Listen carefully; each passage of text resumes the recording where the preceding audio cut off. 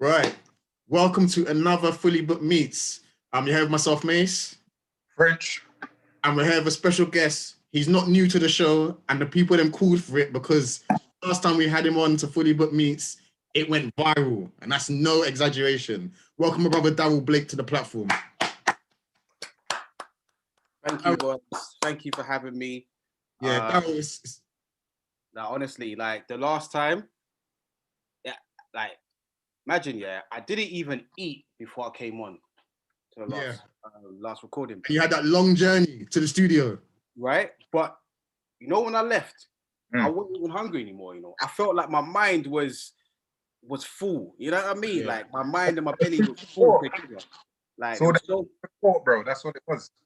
There you go. Do you know what I mean? So I can honestly say, like, thank you so much. Like, I literally appreciate the opportunity to come on and speak my truth. And second time round, do you know what I mean? Round two. Yeah. Like, a lot's happened since then, you know what I mean? It was like 15 months, 2019, when we spoke last. Exactly. And now we're 2021, and in the space of a year plus, a lot happened, you know what I mean? So sure we're gonna get into it. So that's part of the reason French, myself, and unfortunately P can't be in Ghana at the moment, but that's part of the reason we wanted you back on the platform, because of what's gone before us in the last year or so since we last had you on, but B, also because we touched base on so many items we didn't even finish up. So it's really, we wanted to get part two back on with yourself to just go through the past year, what's been going on in society, what's been going on in your life. And what I want to do is, for those who haven't seen part one, and I can't imagine it's many, but those who haven't seen part one of the podcast, the Fully Booked Meets we've done with before, give a little brief intro into Darrel Blake, into the mind and world of Darrel Blake for them, please. Well, I am someone who's considered a community historian. I'm an educator. I work in secondary schools, mainly around Key Stage 4 students. Ones that have been based around at the moment are ones who are on SENCO or SEN students. And they are the ones who seem more vulnerable in schools when it comes to academia. But essentially, those are the ones who have been labeled under the category of BAME.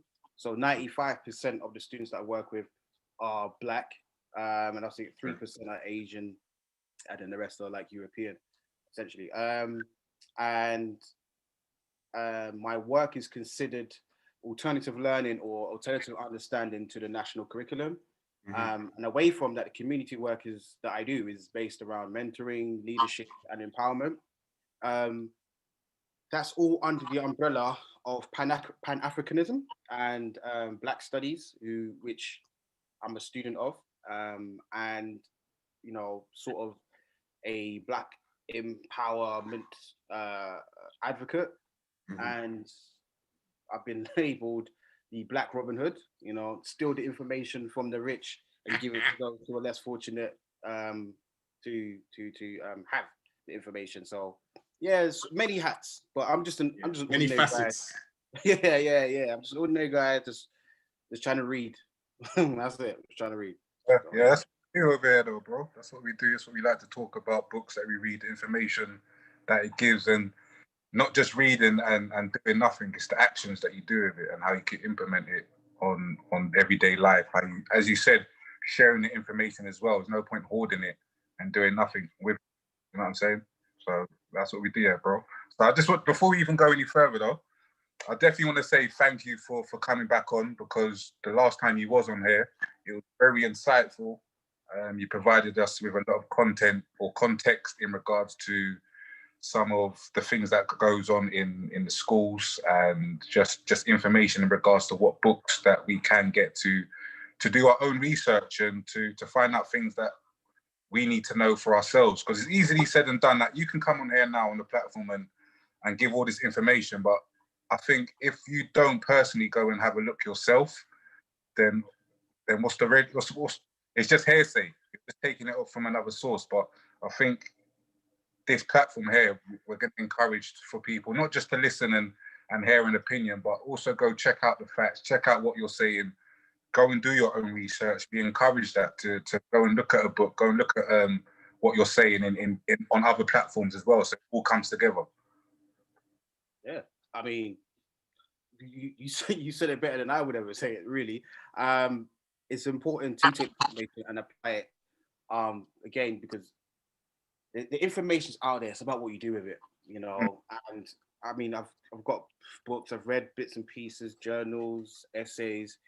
The fun part is telling people, you know, like that. Like keeping it to myself is boring. Like those who consider themselves like intellectuals, got made degrees and whatnot, and you know, they just harbor that information, and just like whenever they feel like speaking, they just want to regurgitate what they've learned and then just go into their corner and give their one or two opinions. I just like, those people I don't understand. Like information is meant to be shared. Like it's literally meant to be shared. Like it should be gossip, you know. Like our gossip That would topic be the good should gossip. be That would be the yeah, it gossip should be part. gossip, right? It should be gossip talks, not like your normal things that happen in popular culture. Literally should be, oh, did you hear about? Wait, I'm gonna later on. We're gonna make a WhatsApp group here, and we need to. Oh, yeah, there's some information. Did you know about melanin in the universe? Swear, dog, cause like it should be gossip talk. Like it shouldn't just be, oh, it's for that. No, it should be stuff to get excited about. There should be hashtags. There should be like breaking news. Like this person found out that you know the oldest bones ever found in Africa was in Ethiopia. Hey, and then whatever. Like, but it's a long way to go before we get to that stage. You know what I mean? So. But you know the information that goes back, the whole securing of the information goes back to, I guess we'll get into it, but where we are is because of certain people having information and other people not having the information. If you think what I'm saying. 100%. So that's why we're in a society where information is so powerful, because again, as you said, it's easy for people to hoard it, but there's people that hoard it for a reason. So not everyone is on the same playing field, because if we all had the same information, we'd be all on the same playing field. We'll all have the same opportunities. But obviously there's a system, a systematic system that's been put in place for us to not acquire all the information. But now, luckily enough, we're all in the age of the information age, and it's making the playing field a lot more even. We've still got a long way to go, but we're on the right track from what I can see. Just looking around, looking at my peers, looking at my brothers, my sisters, them, and just us as a people. I think we are making the right steps in the right direction. But that's only due to information, because generations before us, as we know, they was banned from being able to read and things of that nature. So when we've started with such a, I guess, a weight on our leg at the starting blocks, obviously we're going to be in the positions that you see us in at the moment. But as I said, the more information that we have and the more information that we share amongst each other, the further that we'll get along. Spot on. Right, like I can't contribute to that. Like that's 100% right. Like that's exactly what it is. So yeah, like. But bro, you know what? I wanna get to the juicy bits, because I know we can talk about and be philosophical talk philosophy all day. But literally, I just want to, from your standpoint, being a black historian, looking back on 2020, how do you think it's going to be marked in our history, just in terms of what's happened over here and what's happening in the US? Like, let's just kick it off now and just get to the juicy bits, because, as I said, we can be here for hours. Okay, so let me start with the US. 2020. I feel like George Floyd. I just feel like it's not a unique event, because there's been many police brutality deaths prior to George Floyd, right?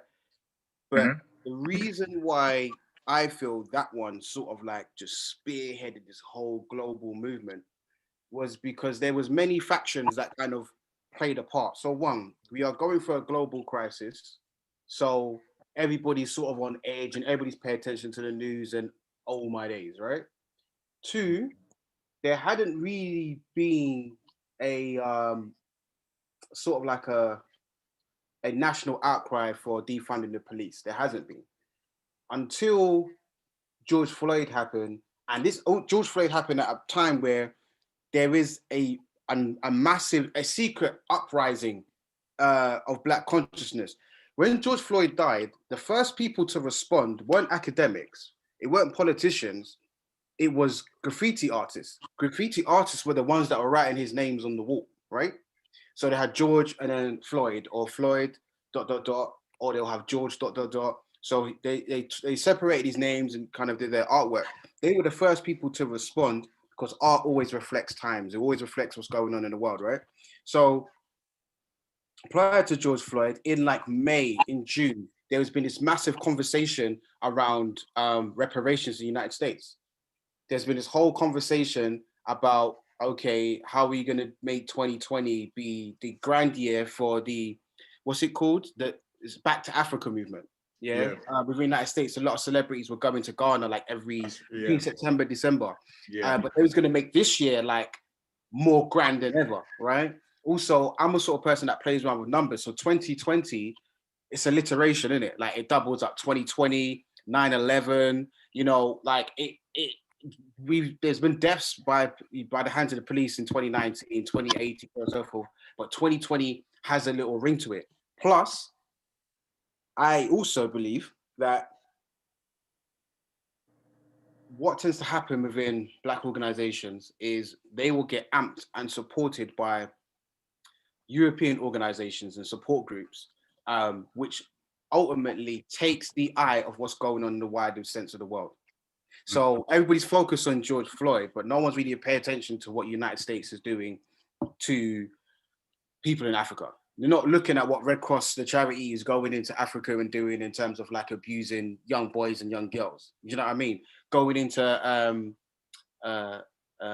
like parts of like West Africa and speaking to politicians and creating a new wave of government. When you're focused on George Floyd, you're not looking at what China's doing in terms of them becoming a new colonization group to fund Africa or nations within Africa, but then in that same breath, create a system of interest where, you know, these African nations are not going to have the fees to pay back this debt. So essentially they're going to be taken over. So we're not focusing on that. So 2020 is the perfect year for the incident of George Floyd, because George Floyd becomes this name, this brand. It becomes this figure of a movement that everybody can stand by. But to me, it's just another lost brother to the system. But we've lost many people to the system. And I feel like 2020 is just because of the pandemic, because people had to spend time at home. And the reason why it was big, like most movements and most marches, is because the powers that be are white Americans, and white Americans supported the whole movement behind George Floyd. Most of the marches you see fighting against the police and whatnot was white Americans. It weren't Black Americans, it was white Americans. And because by nature and by design, the concept of the United States was created 1776 after, you know, the Civil War. The idea and concept of the United States is built upon anarchy. It's built upon rioting. It's built upon fighting. It's built upon death. It's built upon all these things. So by nature, there's always going to be a fight, a riot on that soil, because that's how the nation was built. So George Floyd had many support groups, but the mass support group from white Americans essentially outgrew all the other groups because they were frustrated at the coronavirus pandemic, which what it was doing to their businesses, to their families and whatnot. So them going out there and taking up the opportunity to riot weren't in support of George Floyd. Let's just get that idea out of our heads. It wasn't. It was an opportunity for them to really go out there and cause havoc. When you saw videos of shops being burnt and, you know, people smashing windows with hammers, there was a plethora amount of videos when you seen these people that are masked up going to these George Floyd riots, and they were just positioned people. These are police officers. These are just random people. Even news reporters got caught smashing windows so they can film and say, oh my gosh, look what's happening. It's anarchy. They're looting, so on and so forth. So we've got to step away from the smoke screen of you know, George Floyd, his death, like Black Lives Matter, we got to step away from it, because the moment we get caught up on the system trying to support us by creating this movement of, okay, how can we talk about diversity? How can we talk about equality? The moment we get caught up in this idea that they want to listen, we've lost. I said this before on the last podcast. We've lost because they do not want to help. They do not want to support. Same here in the UK. What happened? We had this whole mass of people on Instagram posting black squares to show support. Black squares, yeah, businesses posting black squares. It's like, okay. And then after like 3-4 weeks, they would go back to normalization. So once the hype's calmed down, whilst you know, no one's really mentioning George Floyd. Once the riots have calmed down, summer's sort of coming to an end. You know, we've gone through June, we're hitting July, we've only got 1 month of August, and obviously there's restrictions in place. Let's go back to normalization. Let's work on our businesses. We got caught up on the idea because anybody that looks like an ally who's for us, like, yeah, like we got to support black people. This is not on. We get excited, like we clap, like yay. Look at it leading up into Christmas. How many businesses decided to put black people in their Christmas advert? Loads. Sainsbury's. Loads of people decided to do it, right? And it obviously upset white British people, where there's like, this is not a reflection of Britain. You're dividing us. This is segregation. Like, this is not a reflection of my life. It's not a reflection of Britain itself. And you had these businesses saying, do you know what? If you don't like it, then oh, well, you don't have to support, you don't have to shop with us. And some people saying we're boycotting Tesco's and going Sainsbury's. Sainsbury's came out with their advert and it was like, okay, I'm boycotting Sainsbury's and going Asda. Asda had a little mini advert. Then you got Audi, you had Lidl, then you had Vodafone, you had all, in Mark Spencer's, you had all these little mini adverts celebrating Christmas and the lead of Christmas, but he had diversity in the adverts. So us were like, yeah, go Sainsbury's, yeah, go Tesco's, yeah. But now that hype's died out, we're in the new year. If you look at the adverts now for these supermarkets and all these brands that were supporting having black couples or black people in these adverts, they've all gone back to the normal stereotypes that you have within the adverts. I was making note today. There was 4 adverts. For life of me, I can't even remember what they were. One of them was a car insurance company. They've gone back to having a mixed race man or mixed race woman and a white guy, and then the children have curly hair. And they're running up to daddy, and there's always a puppy. I don't know what it's about these adverts. Like, puppies just make you feel like, oh my gosh, I want to buy life insurance. I don't know why, but that puppy sold it for me. Not the person dying and thinking, oh my gosh, I've got nothing to leave for my family, but it was that puppy. The puppy did it for me. Let me get involved. There's always a puppy, a child, or a baby, and then there's they test that up, right? And mixed facts. So all this. Say again, sorry? I said that's tested. They'll test to see what makes you more likely to want to buy something. If you see a baby, if you see a puppy, or if you, do you know what I mean? Something that relates to your childhood or whatever, whatnot. So that's, again, like, not even to disrupt what you're saying, but yeah, that's put in place on purpose. They put in place on purpose, and they've gone back. So they slowly developed the whole thing of like, okay, let's go back to how things were before. Let's always have a representation of one black person and one white person, or one Asian person and one white person. Not 2 Asian people, not 2 black people. No, we had our hype because it was 2020, Black Lives Matter, BLM, Black History Month. Everything was like boom, boom, boom here in the UK. And we got excited. We jumped on the bandwagon. We were supporting these companies. And now 2021, everything's gone back to normal. Everything's forgotten about. It's about, all right, we've got the money from them. Let's just try and survive 2021 because Boris is on a madness. And we get caught up on it. 2020 will be marked as the year of George Floyd, just like how September 11th with the Twin Towers. And it will go down in history because it was the biggest national outcry for Black lives and Black marches. But it came at a time of global frustration. Like we've been frustrated for time.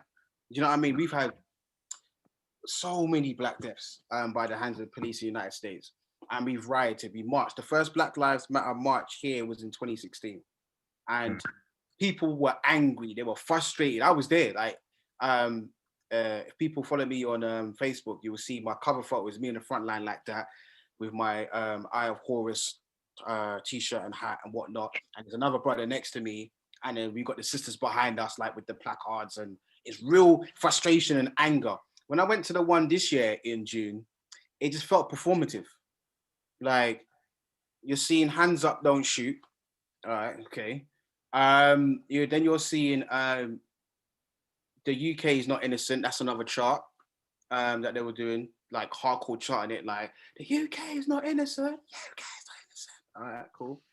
Another one was, this is how mad it is. Yeah, I was outside number 10.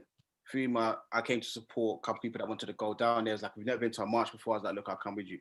We ended up walking from the US Embassy in Vauxhall to Whitehall.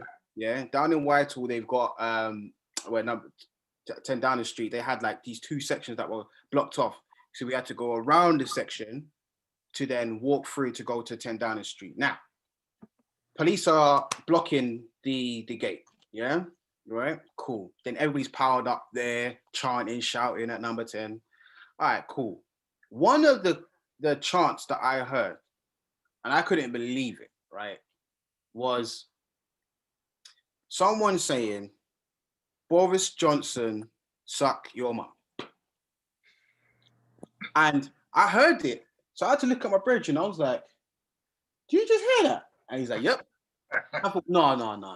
Wait there. So I kind of stood back on some little wall thing, just so I can see, you know what I mean? I'm not a tall guy. So I had to go and see, like, who's shouting it?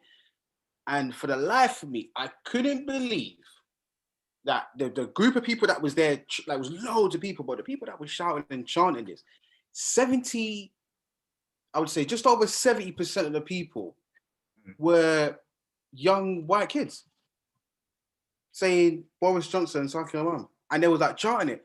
And I was like, wow. Like, it's got into the level where it's gimmicky now. Like, you got these young kids, they looked between 17 to 22, right? And to be 21, 22, still young, right? To me, anyway. And when I'm seeing them saying, suck your mum, and that's why I just knew it's performative, because you're taking something, you don't know where it comes from. These white kids don't understand. In a certain culture and in a certain country, you say that to someone, you can die. Yeah. You know, like that. Like, you tell a certain man in Jamaica, suck him up, you can die on the spot, and they will get away with it. And they probably will chop you up, take you to country somewhere like Hanover or Westmoreland, dig up the dirt, bury you in the dirt, cover you up, and then come back to town. Standard. Like, I was like, who? I'm not saying who allowed, because no one really owns the term suck your mum, but who enabled them to think that that was okay? Like, do you not think that's because in the UK black culture is pretty much, and I hate the word, is urban, and I say that in finger quotes, but because it's so meshed within the inner cities, we come up with white youths. Like, I've got white brethrens, I grew up with white brethrens, and also not just white brethrens, whether they was from Somalia, like the school that I went to, like there was every kind of nation in that school. So we all grew up the same. So we would use the same lingo. Like, we would say the same things. Like, even like back in the day, and I know it's a bit ignorant, man, I used to say like the N-word all the time. And like, when you're with a white brethren, if you're from the hood, if you're a white don and you're from the hood, like you're from the hood, and you're really about, it's more likely man will give you a pass to say amongst your little circle. Do you know what I'm saying? Mm-hmm. So therefore, like, and just on that across the board, you're getting these white youths that are hearing how we talk, then they're gonna use it because it's like they think it's just general part of the slang in terms of this is what we say, not knowing where certain things come from. Do you know what I'm saying? As you just pointed out, the whole, like, certain people, if you say it to a certain man, it's a body thing. Like, you're gonna get body, but not everyone knows that. Especially even probably youths in UK that grew up here. Some of them probably don't know the origins and how disrespectful that term may sound. So when you're going to these riots now, I wouldn't say riots, these protests, sorry, pardon my, these protests, that's why it is going to come across gimmicky, because that age group, they haven't had the learning of where certain terms come from. So they've already heard it from maybe a rapper or a comedian or like a few people talking on, like, whether it's a podcast and whatever. So they don't know the general context of where it actually where it comes from. So for them, it's fair game. You know what I'm saying? Yeah. And what to second that French, if you notice as well, urban culture is mainstream now, bro. And all you got to look at is the UK music scene. And when we were growing up and you had things like Top of the Pops, urban deemed tunes, songs, or rhythms, or whatever you want to call them, they weren't on there. But now you've got these guys coming up, these young rappers. Rap is a massive industry now in the UK market music scene, and the type of words, vocab, grammar that's thrown into lyrics, it's so widespread now. It's touching all over the country. Whereas it might have just been an inner city, in main cities around the UK, it's touching your outer cities, your villages, your country folk, and it's almost become slang that's normalized and mainstream now. Do you know what I mean? I agree with you though, but let me throw a spanner in the works, right? Go ahead. So I agree. Growing up in certain areas, they're gonna attach. Enough times I've had, you know what I mean, some of my white friends growing up say, "Oh, well, cuz." I'm like, "What's up, fool?" Like, whatever. Yeah. Cool. And I agree.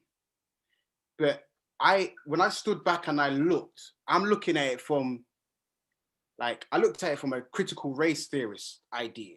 So, reason to me personally, how I studied and I looked around, the only reason why they said that, this also says performative, is because there was black people around. I was shown a video clip here. Someone wanted me to do an interview for Extinction Rebellion, you know. Oh yeah. Right? Yeah. And they were showing me clips of marches and riots that they've done and whatnot, right? And they wanted me to show it. Then I'll watch the clip and then I'll speak on it. So when they're doing a documentary, they'll show the clips and then I'll be talking about what's going on. Okay. So I was looking at their placards and what they're saying, and these are the same age group of the people that was at the George Floyd marches, right? Same age group, right? But there was no sense of urban side. Okay. There was no, and I can't envision those same white kids going to a march with their parents holding up a sign saying "Suck your mum, Boris." It will never happen because their parents could be like, "What is that? What do you mean? What is suck your mum? You tell them to go suck? No, don't do that." And they probably wouldn't be able to go on the street with their parents. The only reason why they did it was because they was in the company of those around. That's the only. It's performative. They will only. It's the same using the N-word. They probably wouldn't use the N-word around their parents. Or if they did, they will justify it saying, "Oh, it's in a song," and blah blah blah blah blah blah blah blah. It becomes before. This is what I'm saying. We've got to be careful with allyship because they will say stuff like "suck your mom," but it's performative. They don't understand where it comes from, and they don't want to understand where it comes from because it would then disable them from using the context. Same like the N-word. We still having the conversation. Oh, if you can say it, why can't I say it? It's the same thing like that. It's like, why do you want to say it? Like, why? It's because you want to be us. Like, why? That's the only reason why you want to say it. There's no, anyway, right? And that's where I just knew from looking at that point and being like, we don't even know what's really going on here. Like, we're seeing a performance. We're seeing people using hashtags. We're seeing young people going out there and saying, you know, "Boris, suck your mom," and "hands up, don't shoot," and whatnot. And I get it. I am for the protests or demonstrations to bring about awareness. Totally for it, because without that, you wouldn't know what's going on. But to me, it becomes performative because after a while, those same set people you call allies are going to go back to their comfortable, privileged situations, and your existence and your experience is going to be forgotten about. I don't get excited about seeing those protests because it's easy to protest, and those protests are guided. You have to tell you put in a protest. What you have to do, you have to tell the police, right? So you have to call city police, or you have to email and fill out this form, right? So you have to tell them where you're protesting. You have to tell them how many people is going to be in attendance, and also the date and time. So you have to say, okay, cool, on this Saturday, January the 16th, right? We are going to hold a protest. This is my organization. We are going to protest between 12 p.m. and 5 p.m. We're going to do the journey from Hyde Park all the way around to Parliament Square. We're expected to have about 400 to 500 people, and this is the route. And they have to say yay or they have to say nay. More time they will say yay. they will just make sure police are along the way to make sure you're good. But if you don't, I don't even want. I know you can go, but I just want to interject there and just ask: if they don't do that, then what happens? Well, if they don't tell the police and do it, Yeah, then the police will come and, well, first of all, they will see you on CCTV, right? And then what they would do is, I guess, send out the bully vans to come and find out what's going on, and they'll probably try and barricade what's going on. The one that happened in 2016, we decided to go our own way, and then because the police were parked up on certain roads, saying that you can't go down there, you have to follow this road, so you have to go from Hyde Park all the way around and follow it down to Victoria, the classic route to Victoria, and then you have to go left by Victoria, I think it's Victoria Street, all the way down to Parliament Square. That's the route you have to take, and then you do your march there and whatnot, right? Which essentially started on Oxford Street, off the Circus, and it moved down to Hyde Park and then down. But we was like, no, why are you telling us where to go? So we was like, we're going that way. The police said, so you can't go that way, it's for this way. I'm like, why are you no. So we decided to go our own way. He was calling for backup, and then more police came and he tried to stop us. Afterwards, there's too many, so just let us go. But they tried to stop us. I think they wanted to have control and organization of the direction we're going to go in. Maybe it's to alert businesses and homes that there's going to be a demonstration in the area, so you might want to get out or park your car somewhere else. I don't know what it is, but for you to have a demonstration of frustration against the police, but then you have to conform with the police to let them know where you're going. It's like, bruh, like, they're like, yeah, sure, go ahead, it's fine. But time's up, because when it gets to a certain period, they're like, all right, wrap it up. And they will try and find the organizer or whatnot. Or if they start making arrests, they will blame the organizer, because the person organizer has to give their contact details, so their name, their address, their email account. So things get out of hand, they'll go straight to the organizer. So sometimes you might see organizers say, all right, we're going to go this way. Okay, cool, blah, blah, and they'll just leave it. You know what I mean? Anything that happens after a certain time, it's not solely based on the organizer, but they will pinpoint the organizer first and then sort out the discrepancies afterwards. But if you don't alert them and you make it happen, then yeah, they'll just come for you. But if you're strong in numbers, so if you're not vandalizing anything, then I guess it'll be all right. But as soon as you start vandalizing stuff or misbehaving, they'll start making arrests and all the rest of it. It'll just turn a bit brutal. Do you know what I mean? So yeah, same like when we had the real riots back in, the 80s. Do you know what I mean? 80s, Up in Scotland and in Brixton and Hackney, and they weren't organized with the police. It was like, well, hold on. So you've had 13 young people die in a house fire in New Cross, and you don't know who it was, and all right, cool, we're just gonna have a madness. And it just turned peak, and those riots will go down in history for like real riots, because it was about against the system, fight Babylon, but also it was about how you just like not trying to bring anybody to justice. And you had riots in Manchester, riots in Liverpool. That was the real ones, because those police officers would really bruck you up. Like they would really ask anybody who's black, who's over the age of 50, and ask them what was it like in the 70s. You had certain, matter of fact, I was talking to my dad about it today.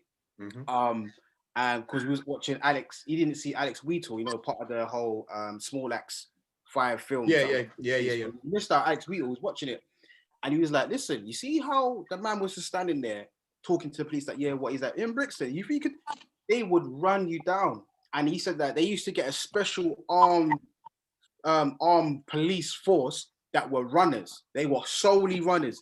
He gave this guy's name, I think his name was like Gary something. That they just called him Gary something because he could sprint. He's like, after a while, people stop doing a certain badness on a certain road, because this guy would just come. Once you see his face, you just know someone's getting caught. He was the fastest white guy ever in South London. Like he was just dipping and catching people. So those were riots, because they would bruck you up and there's no way you're getting justice. Like they will arrest you on sus law, remember? Do you know what I mean? So suspicion of arrest, doing something to people unknown, right? And then they'll take you into the van, they will beat you up, and then take you to the police station and say you look like that, keep you in for between 24 to 48 hours, and then send you back home. No charges, nothing. They've got your fingerprints, that's about it. That was a regular treatment. We ain't getting that now. We can stand outside police station saying, release my man, or we will film it and be, the amount of privilege we have against police.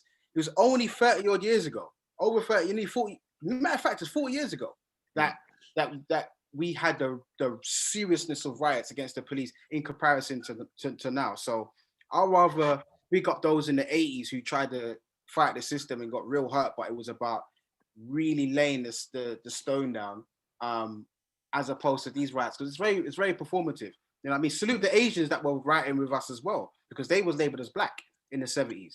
You know what I mean? Anything that was non-white was black. So they were rioting with us and had their organizations. You know what I mean? The Sikh community, the Hindu community, the Muslim community. They were getting involved as well because they were part of the no blacks, no Irish, and no dogs. You know what I'm saying? So what, Darrel, in terms of, you've raised some good points here. So one of the points I was going to raise, you touched on it nicely because you brought in the fact about riots back in the 80s and so on, and impact riots had. So one example was the Sus Law, which I think was a law that was brought in, and actually people, I think it might have started the Brixton riots, or started in Brixton, where people just got fed up with it and said, forget this, or fuck this, F this, and then a riot just kicked off because of that, yeah?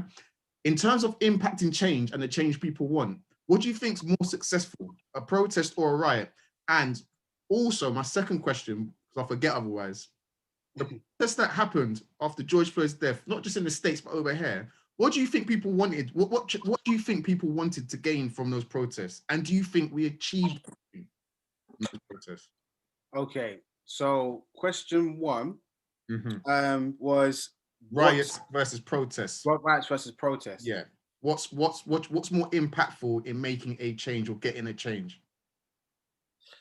Oh, see, that's a very good question. The reason I've led you to that question is because, for instance, I know that with the Sus Law, rioting because of the Sus Law impacted a change in law on the Sus Law. So that's it. That's the reason I kind of led to that question. But that's not. I'm not trying to impact your answer. I'm just kind of what came through in my brain.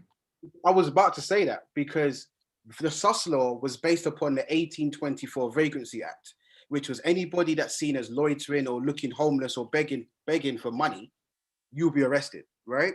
So the Sus Law was an offshoot from the Vagrancy Act. So they said, so anybody that's seen as homeless or begging or doing anything that's considered a criminal act, you can be arrested. However, due to the 80s and 70s, right,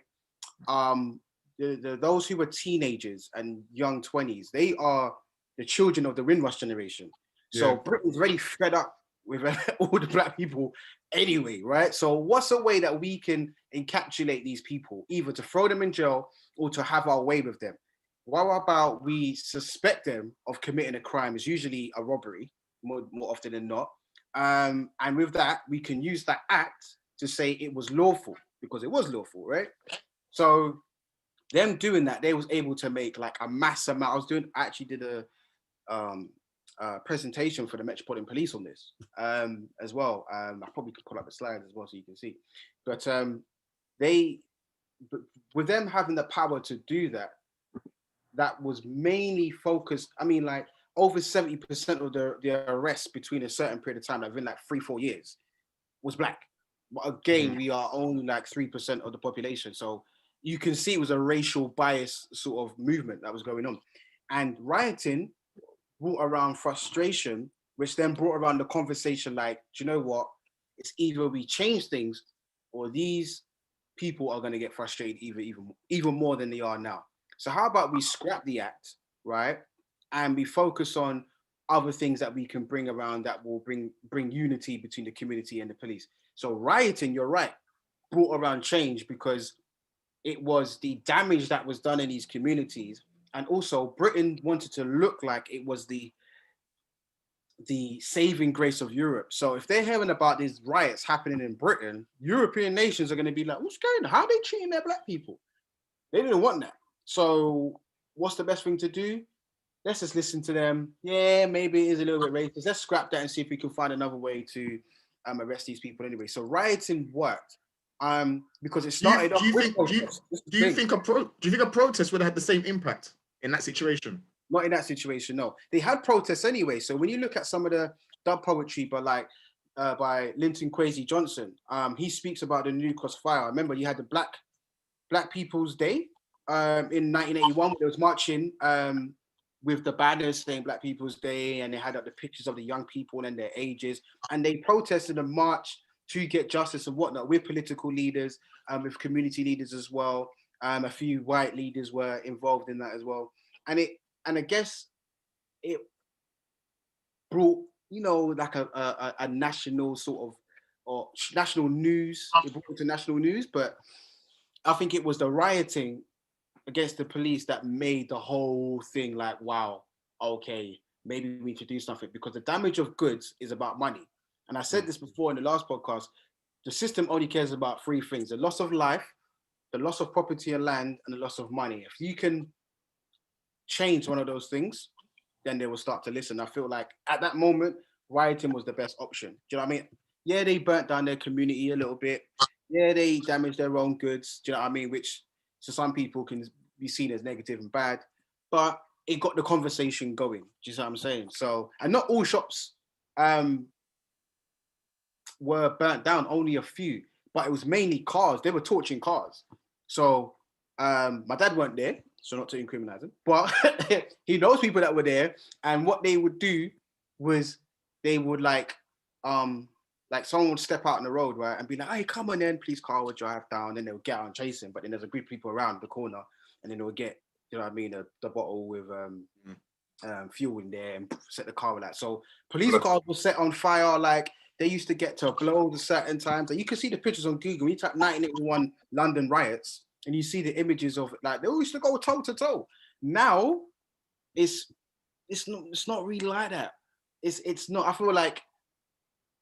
feel like protesting will work now more than rioting would. All right. So if you say that, what do you think that the protests that we've just had, how do you think it's made an impact, and how successful was those protests looking back on it today as we are now?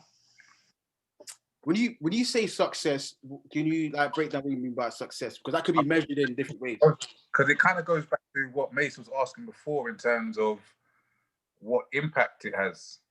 Like, what's the actual impact? What did we want as a people from doing the protesting and the rioting? What was the answer? What was we trying to gain? Because there's got to be an end result. You can't just go rioting for nothing. You can't just go protesting for nothing. So what is it that we are pertaining to get from each act? So what I came across was two things that people wanted. The obvious one was justice for George Floyd, for the police officer to be sent to prison. The second thing that they wanted to do was defund the police. They felt like there was too much money being pumped into police and not into organizations that was helping to sort out the criminal justice system. That's what they decided. That's what they wanted. Here in the UK, I'll be honest with you. Yeah. Like, I'll be honest with you. Yeah. I don't think the UK understands what it wants. I don't think, because Americans' issues is America's issues. There are brothers and sisters over there, no doubt. Just like in Nigeria with SARS, those are brothers and sisters over there, right? But the UK, like, you know, they say like when America catches a cold, the UK catches the flu, right? So whatever happens in the United States, we like to lobby off it or piggyback off it, because it's a gateway into getting Black voices. Because there's the high population of Americans, African Americans in the United States, it gives them a power and a voice across the globe through culture, through music, through history, so on and so forth. So anytime they are on something, we will latch onto it and be like, yeah, we are proud to be British, but we are Black British, you know, it's our culture, we need to respect to like Black Lives Matter. Matter of fact, oh yeah, don't forget, like at my workplace. So we wait for something to happen in the United States, and then we become reactive. We don't know what we want, because we will say we want defund the police, right? Was here?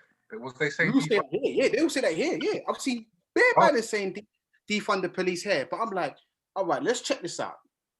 You got people saying defund the police, yeah? So you want to cut the funds for the police. Essentially, if you cut funds for any organization, staff's got to go in it, yeah? So let's say see the whole defund the police. Wasn't that okay? I know from my limited understanding of it, in regards to America. I wasn't aware that that was the case in the UK, but just in reference to America, the whole defunding of police wasn't the fact of taking funds away from them. It was the fact of taking certain responsibilities away from them, similar to how the police in the UK, they don't just police, they also, if you got a cat in your tree, they may have to go and get that. If you've lost your bank card, they'll have to deal with that. If your relatives may have dementia and they've gone missing, they're the ones that's getting called. So in regards to the American defunding the police, that's what I think the call was for, to put all those other services and defund them so they can just concentrate on policing, I guess, and training as police. That's, as I said, that's my limited understanding, but by all means, like, tell me something different or more. Yeah, so I forgot this organization, but there's a special, whenever there's a black movement, there's always an organization that just pops out and be like, yeah, we're going to specify on that. They calculated in United States, for the life of me, I can't think of the organization name, but they calculated what was it, Minneapolis, right? I think they calculated how much police got on a yearly basis, right? And they said, all right, well, if they're going to be going around killing people, they're getting paid a lot of money to do a poor job. So if we cut their funds to, in addition to what you're saying, if we cut their funds and use that money for the greater good to bring around organizations that can bring justice, then things will be better, because they're getting too much money, and the money that they're getting just to do a poor job, just to kill people, it's foul. So you are right on that front, but it was to do with capital as well, and bringing, it's not to keep the money, it was to direct the money somewhere else. Yeah. And here in the UK, we was piggybacking off that, but again, eventually people defund, like essentially people with a movement like that, people eventually will start losing jobs. Like at some point, someone's gonna lose their job. I'm looking at a capacity of numbers where I'm like, okay, you say defund the police, all right, whether it's change of responsibilities or whether it's okay, let's cut down certain fees and well, all right, cool. But certain people are going to be unhappy and they may say, you know what, I'm not going to do this, I'm going to quit, right? Okay. The same people that are saying defund the police, right? And I'm not for or against police at all. But those are people who are saying defund the police. I'm like, all right, let's say something happens in your community, right? And there's a robbery or a stabbing or something like that. The first set of people you're gonna call are the people that you're saying you should defund. Like, I'm not saying it's a stupid idea to defund the police, but I'm like, what other solutions do we have? If we are saying defund the police, direct the responsibilities and make them focus on policing, okay, but that doesn't take away, it doesn't change their mindset of how they should police. It doesn't. It just becomes, let's just, mainly focus on how you have peer-to-peer understanding. How do you have like racial bias workshops and all these sort of things. I'm like, it doesn't change policing. Like, what other solutions do we have? And I didn't hear about how we can police ourselves.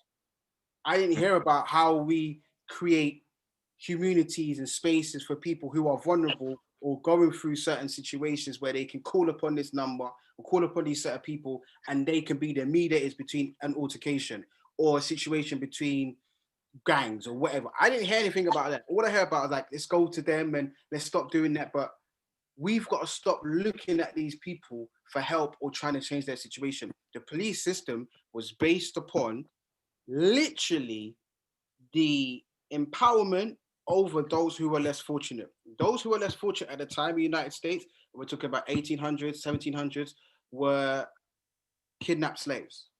So the concept of a slave patrol manifested into what we call police, whether it's the New York Police Department, the LAPD, whatever. The whole idea of policing came from slave catching. So the origins of what we're trying to change is just stupid. Obviously, around the world, policing developed into whatever else it is.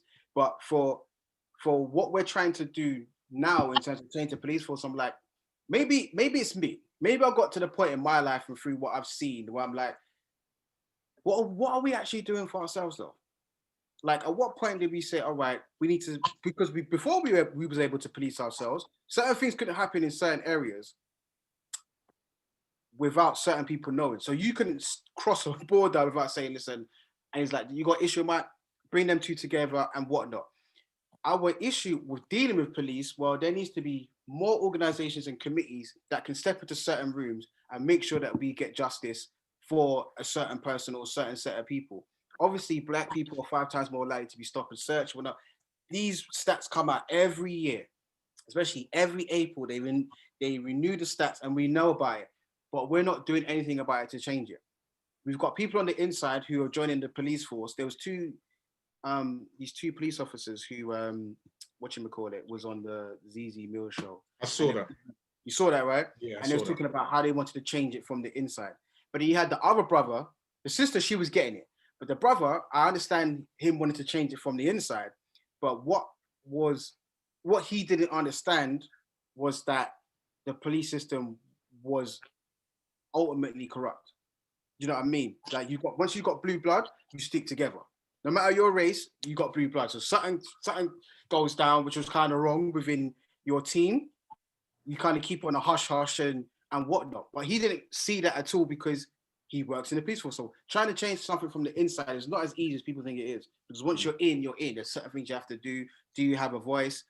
And so on and so forth. So there wasn't, in the UK, there wasn't a conversation of what we can do for ourselves as well as relying on the system to try and change things. There wasn't a mass conversation as what do we want from these protests through George Floyd. I feel like it was an excuse and a reason to talk about Black issues. Because from George Floyd, organizations wanted to know about diversity. I mean, they could have known about diversity from years ago, but they could have known about diversity when we had our first talk. But since George Floyd happened, it was like, that was a reason for people to be like, okay, maybe the world is a bit racist.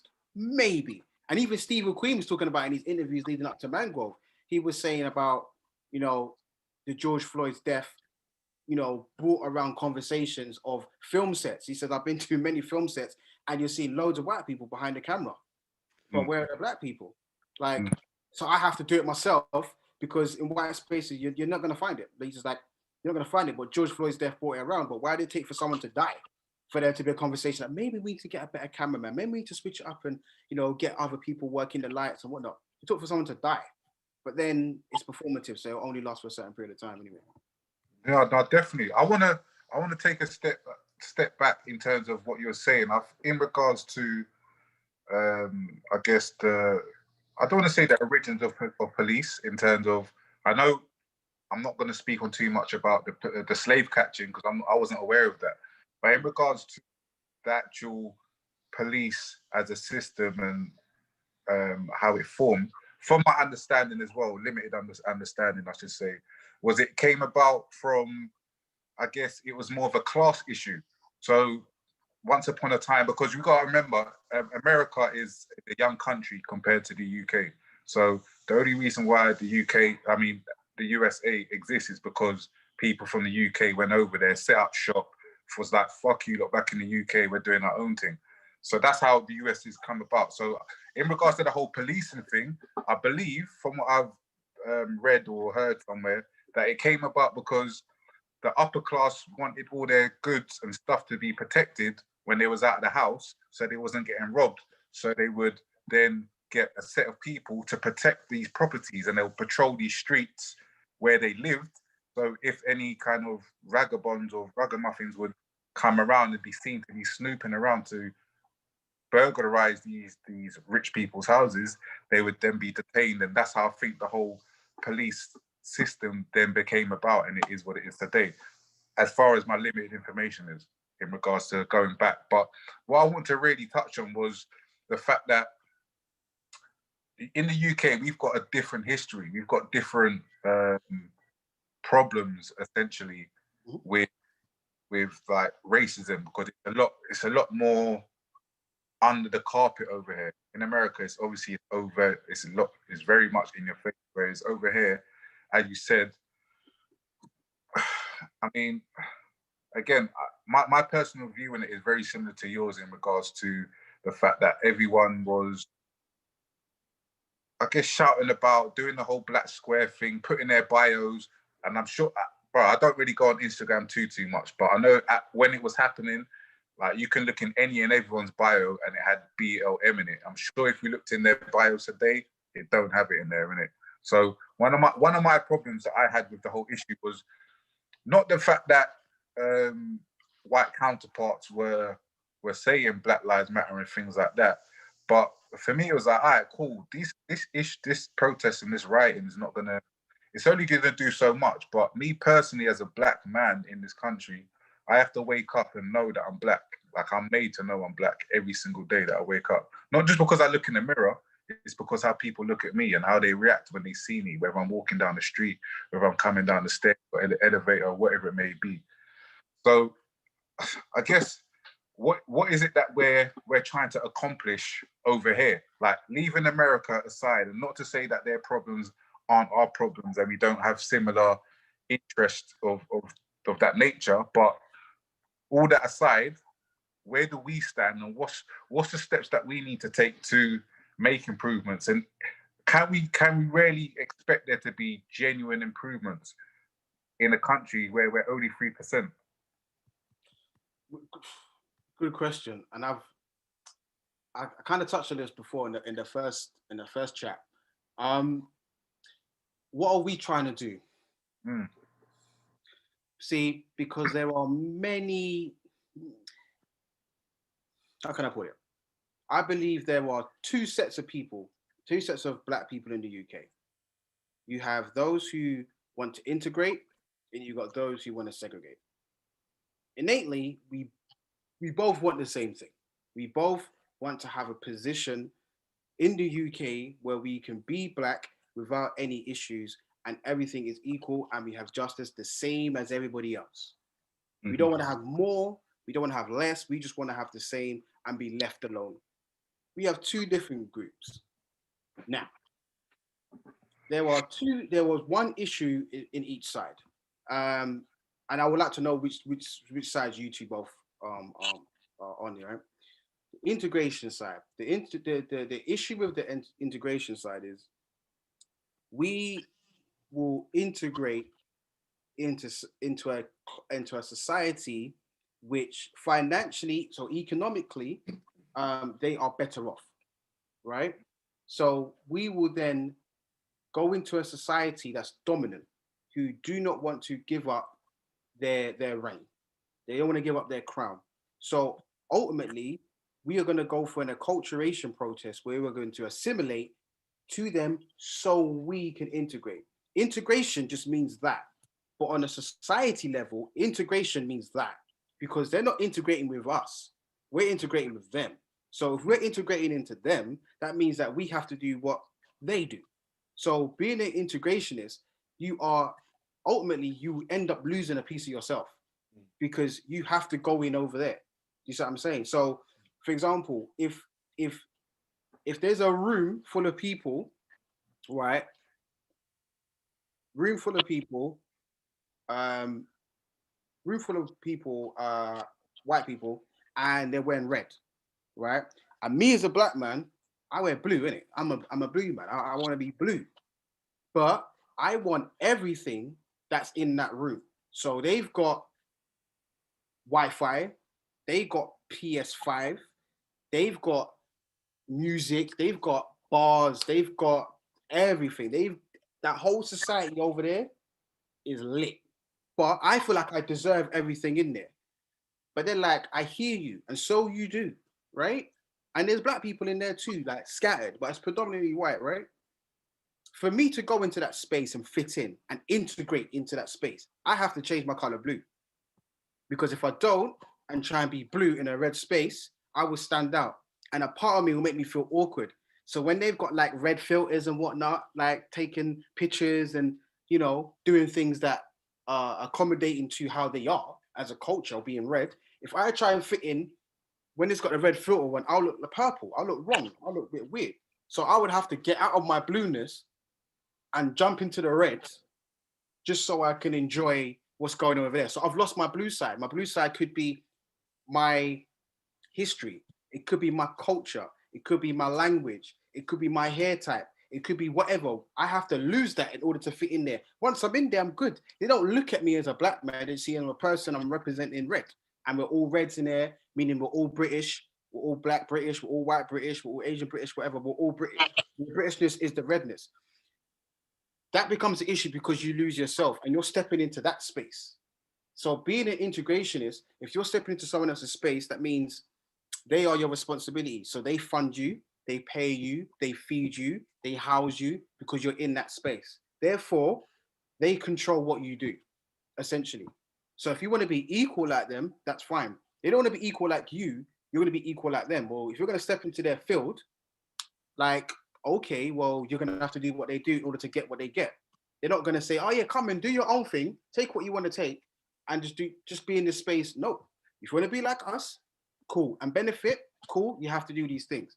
So you can lose yourself trying to be an integrationist if you're not careful, right? Then you have those that want to segregate. Now, the one issue with those that want to segregate is the concept and the method of how do you segregate. So how do you separate yourself from something that you've been attached to for generations upon generations? How do you provide something else for a baby that's been breastfed by its mother and said, you know what, we've got something that's even better? How? Because most of us are being breastfed by Britain or Britannia. So our colonizers are feeding us every single day, whether it's visual diet or edible diet, right? So how do we separate ourselves from that and go into this field and sustain ourselves, sustain our power, sustain our community? How do we do that? Well, there are blueprints that's been put in place. Marcus Garvey's written that in the message to the people. He lays down the blueprint of how we can create a system and create a power. I mean, he did that by saying, you know what, we don't need to go to the system, Africa, for the African home and abroad. So let's sustain ourselves. While we in America and we are importing and exporting stuff from Europeans, how about we do it ourselves? Well, we need to create a shipping line. So he created the Black Star Line and was like, yay, we've got our own shipping line so we can bring on our own things. We don't have to. He's laid down the blueprint, right? But there are people who agree with Marcus Garvey and disagree with Marcus Garvey. There are people who say, all right, let's segregate, but let's not segregate all the way. So when I say not all the way, it's like, okay, yeah, we can have our own clubs, have our own bars, but do we really want our own hospitals? Do we really need our own supermarkets? Do we really need our own banks? Because they're saying that we can still get money from them and pump it into our own community. We don't need to just have our own. We can still make white people come into our spaces and spend money with us, and we can whatnot. So there's a divide within the segregation community because, like, how far do you want to go?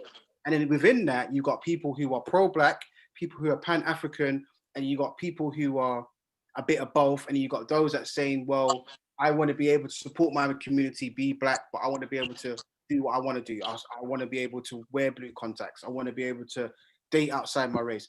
There's a massive divide, even in the segregation community, where it's not strong enough to even participate in that because your numbers are going to be low. I mean, you can do it in small pockets, like what Rastafarians do, but there isn't like a mass UK movement of Black people saying we're going to go our own way. And majority of the time, there's always a rat in our system anyway. So even if we wanted to go set up our own thing, someone's going to go and run to a white person and say, oh, do you know Black people are setting up their own school? Really? Well, let's go make sure that they've got the right governors in place and whatnot. So it's hard to trust people. So there's two things that we want as Black people, but there's issues within them. It's about which one do you choose? Which one do you think is sustainable for Black people in the UK? And which one do you think is not? And which one do you think, because it's about leaving generations of wealth behind for the next set of people, right? So which one do we feel like our children and our children's children can thrive in? Which section is it? Is it a segregation section and integration? And personally for me, from what I've read, I would prefer to be a segregationist. That's just on me. But for you two, for you, Mace, what would you choose? I don't think it's as black as white, as black and white as you put it, in my personal experience and opinion. The reason I say that is because if you're a integrationist, for instance, and you was talking about the room and they're wearing red t-shirts, you're wearing a blue t-shirt. We read and reviewed a book called The Mask of Masculinity maybe a year or two ago. And it was about the different masks you have to wear on a daily basis in society, in your family, work, home. You wear various different masks. And actually, sometimes it's about gaining the knowledge, because sometimes to succeed or to set up your own even, you might have to go and work in a certain field, job, or whatever. If you know in the long-term view or vision, you're going to set up your own to provide for your own, but actually you haven't got that knowledge or experience yet, you might have to go out and seek that. And that might be in an environment where you're not heavily populated. Do you get what I'm saying? I've got a good friend who's a structural engineer, and day in, day out, he's surrounded by like geezers, white guys, pubs for a drink and all the rest of it. But then me and him can have a conversation and we can speak about heritage, black food, all those kind of, he dates black women, all that kind of stuff. Do you get what I'm saying? And it's not his fault that the country, cities in the studying he's done means that the demographic or type of people he's going to work with on a daily basis is that. Do you get what I'm saying? So I think it's not just as black and white.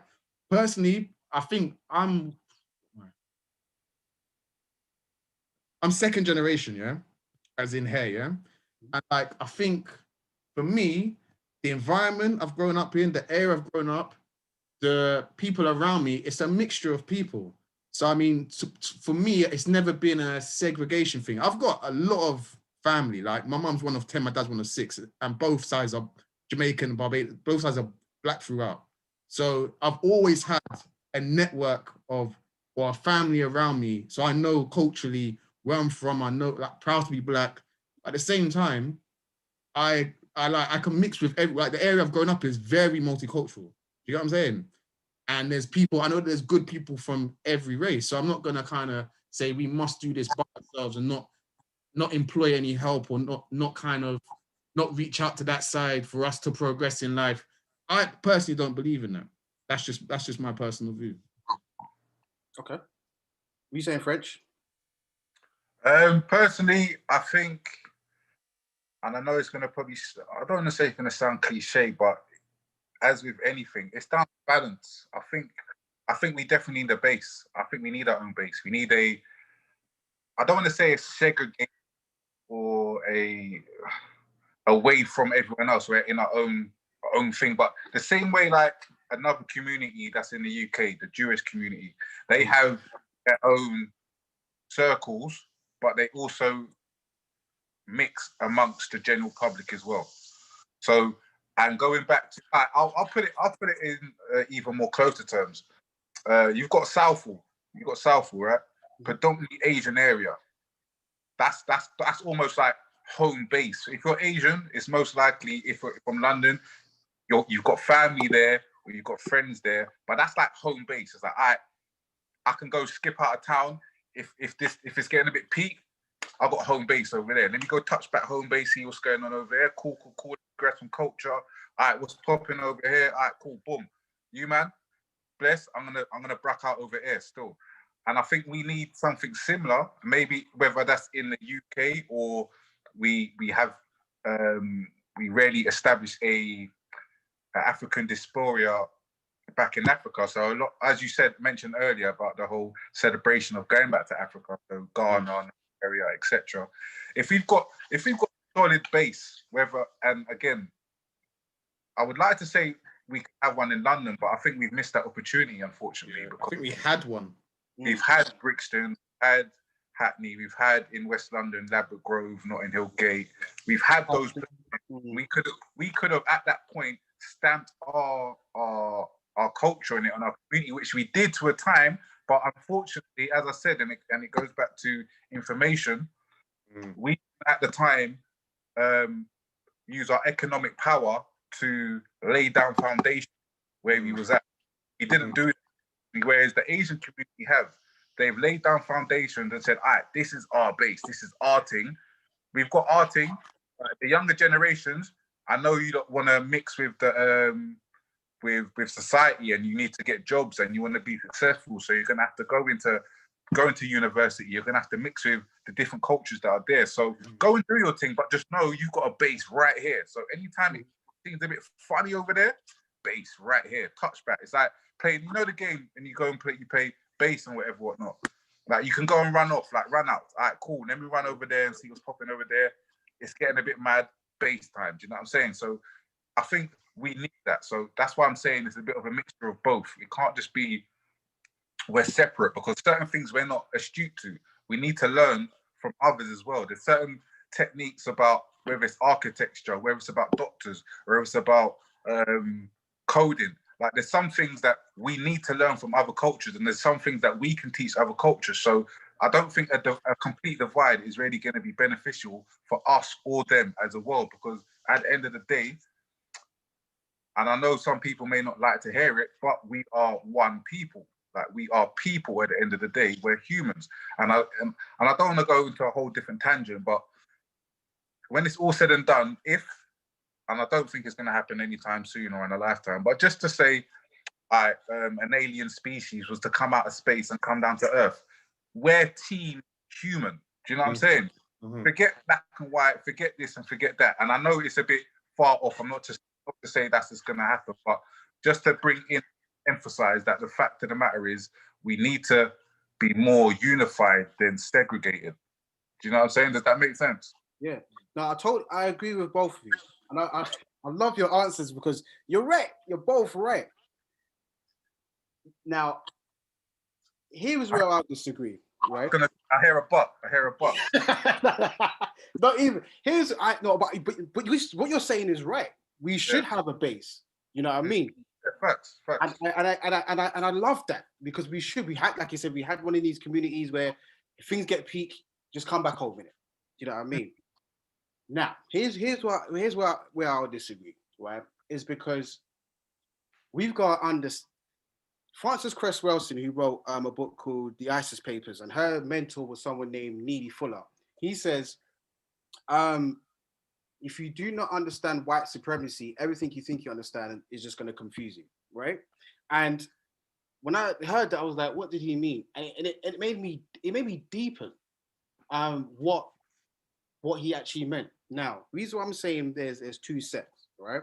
Because we, as much as we may need to integrate into, you understand, yeah, is that look at the ideology of integration. You are going to integrate into what? A society that's originally segregationist. So we can't be saying we're integrationists, right? Solely, because you're going to need to be essentially, we can't be integrationists solely because you're going to need to be a segregationist as well. They were, like you're saying about the Jewish community, the way how they've got they will venture out and do whatever, but they've got their base. Do you know what I mean? They've got Stamford Hill. They've got their areas where they can call home. They've got their own police system. Imagine that. They've got their own police cars with their mag, right? Yeah. And they are segregationists. The Jewish community are fantastic at what they do because they are masters in design. When I say that is they tricked the whole entire world to believe that their religion is a race. Meaning, they actually made people believe that Jewish is actually a race of people when it's not. Because the idea of race through the etymology is based upon skin complexion, right? So the Jewish nation is connected to Israel. Israel is on a peninsula that surrounds the Gaza Strip, which is close to Palestine, which is then also connected to Africa. So where they're called base is not actually a race, it's a geographical location, but they actually made their religion be so powerful that they separated, said, I'm not white, I'm Jewish. It's like, what? How did you even come to that idea? But to spin it back to what you're saying, right? About we need both. Yeah, we do need both. We do need to learn from those. But it's the people that we are dealing with, right, who don't play fair and they don't see what I'm saying that you're both right is because through heritage and through blood and DNA, you're both African. You're thinking with the African mind, which is brilliant. So you're about, we need to learn. We shouldn't separate because by nature, that's what we do. We want to love. We want to offer. We want to give. We want to feed. Our grandparents want to feed you. You go to your brother's grandparents' house. Have you eaten? And you want to, because by us, that's just the way that we are. So you're not wrong. But whilst we are on Babylon's soil, you have to identify with their game. They do not play fair.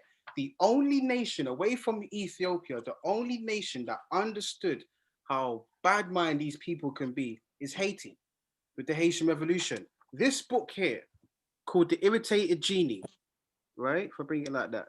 The Irritated Genie by Jacob Carruthers details the genie that he's talking about, right? I don't know if the lights, if I block it from the light, there's a guy there. You see, there's a ship there. There's an African man there, right? Okay. What he's talking about, yeah, it's quite a thin book, right? But what he's talking about, right, is that the genie is the African spirit within you that has to get irritated in order for you to fight back. So Toussaint Louverture, Dessalines, Bookman, they had the irritated genie within them, and they was like, "No, we ain't doing this." And I've highlighted. Why did I highlight this part here? So basically, what they're talking about in what he's talking about in this book here, well, this section, which is like page 50, page 54, is talking about you had freed Africans and you had freed whites because Haiti was owned by the French, right? So Yeah. you had freed Africans and freed whites that then decide once they were freed, they thought that they were of a certain class, they were higher class than the rest of the Africans. So what they wanted to do was try and find their way to work within the system to try and go up to be up there with the rest of the high class French people. So then you had Toussaint, who was like, let's forget about them. Yeah, I know. Yeah. Yeah, so let's forget about them. Let's worry about what we're going on. So let's go back and deal with the Maroons and whatnot in the hills, and let's figure out a way how we can form our own military base and then fight back. The freed Africans were like, you know what? No, we shouldn't, because we should be able to learn from these people. And matter of fact, even there's a part here, yeah, where it says, um, all right. The question of black people being able to survive without the colonial economy was no problem for them in the view of the fact that the free African communities had survived outside the white economy throughout the 300-year history of the colony. The land was fertile and the black field hands had been feeding themselves through their gardens. Hence, all that was needed to bring liberty was to throw away the images of white man's God and let the irritated genie possess all blacks. The traditional system of defense would guarantee that the Europeans would not return. Furthermore, upon such a base, it was possible for a level of prosperity to be built which be similar to much of Africa before European invasion. So as long as we get rid of the European ideology of superiority, we can fund ourselves because we've been able to do it anyway. And if we can do that, we might be able to reprint what the globe of Africa has been doing for hundreds and hundreds and hundreds and hundreds of years, right?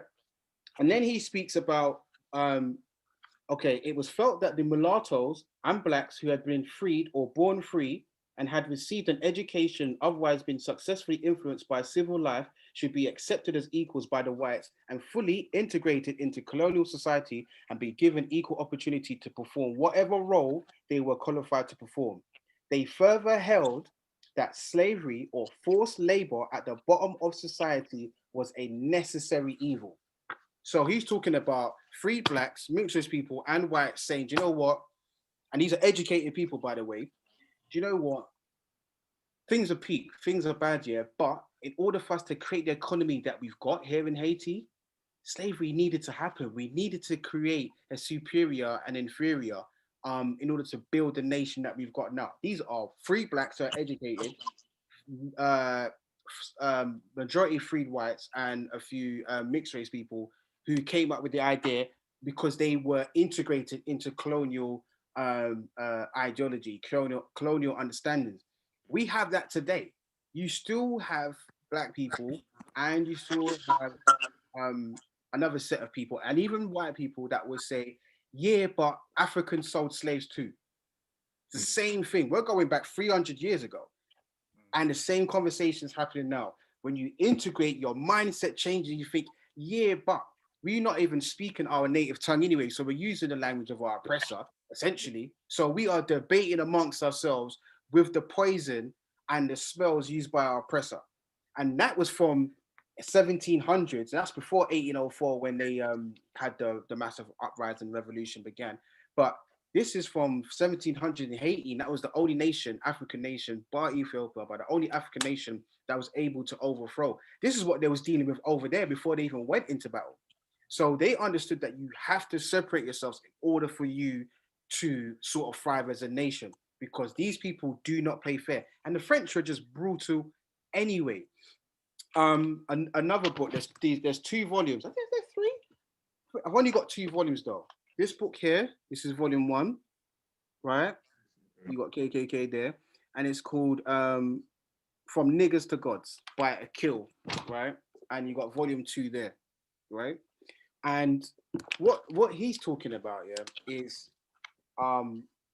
essentially about how do you go from being what society has created you to be? Because there's a great speech. I don't know who said this. Oh, I can't remember. But someone said, an academic said, an historian said, the greatest thing that United States created was the nigger.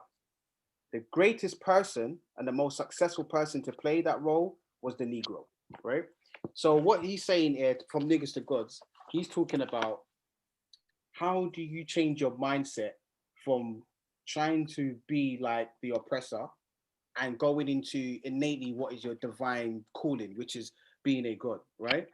And in this piece, he's saying our behavior is learned from the United States, right? So he's saying we learned how to do a drive-by shooting from America when she did a fly-by shooting in Libya, Panama, and Iraq. We gunned down our black people just like America has gunned down the yellow, brown, red, and black peoples of the earth throughout history. We ain't nothing new. We make our money through illegal buy and sell activities, just like illegal activities that this country's richest families and business people have used to succeed for themselves. This is nothing new. We only imitate our atmosphere. So for those who don't like what they see in us, take a look at yourself. The fruit don't fall far from the tree. This generation of people are a great value and are the strongest of the strong. So give us the love, attention, and respect that is due so that we can return the same back to you. We are yours and you are ours, and we are all we got. So let us become one generation with one common goal: total liberation for all, the entire black nation. The older generations have survived, so the generations can be underneath can succeed. We respect you, we honor you, we love you, and we thank you. And then this, the last bit of the book I'm going to read is called Religious Confusion. Yeah. And he says, my religion is this, my religion is that. He's quoting it. My religion says this, my religion says that. Well, I'm a Christian. Well, I'm a Muslim. Well, I'm an original black Jew. Well, I'm an Egyptologist. My dear brothers and sisters, please stop with all the madness. Just hush your mouth. Just shut up. Stop. Wait.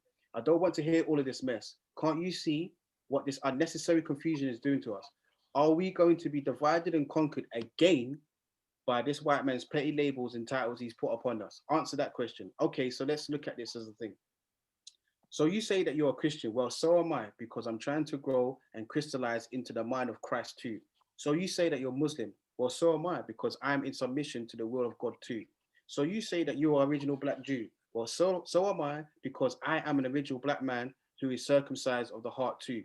So you say that you are an Egyptologist. Well, so am I, because I am the black seed of the great civilization, and every black god and goddess that ever lived is wrapped up in my DNA, genetic coding, alive and well, living with the subconscious mind of the spiritual third eye, waiting to exhibit and express supreme powers of divine too. Now, the reason why I spoke about irritated genie and from niggers to gods is because we, as long as we are living in Britain and living in the UK, we have to consider the other at all going times. Like you said, that you don't consider yourself black, right? Until you step outside because of how people look at you. Same goes for me. Like, I'm a black man, I know it, but I'm reminded of what it is to be black based upon me being in Britain.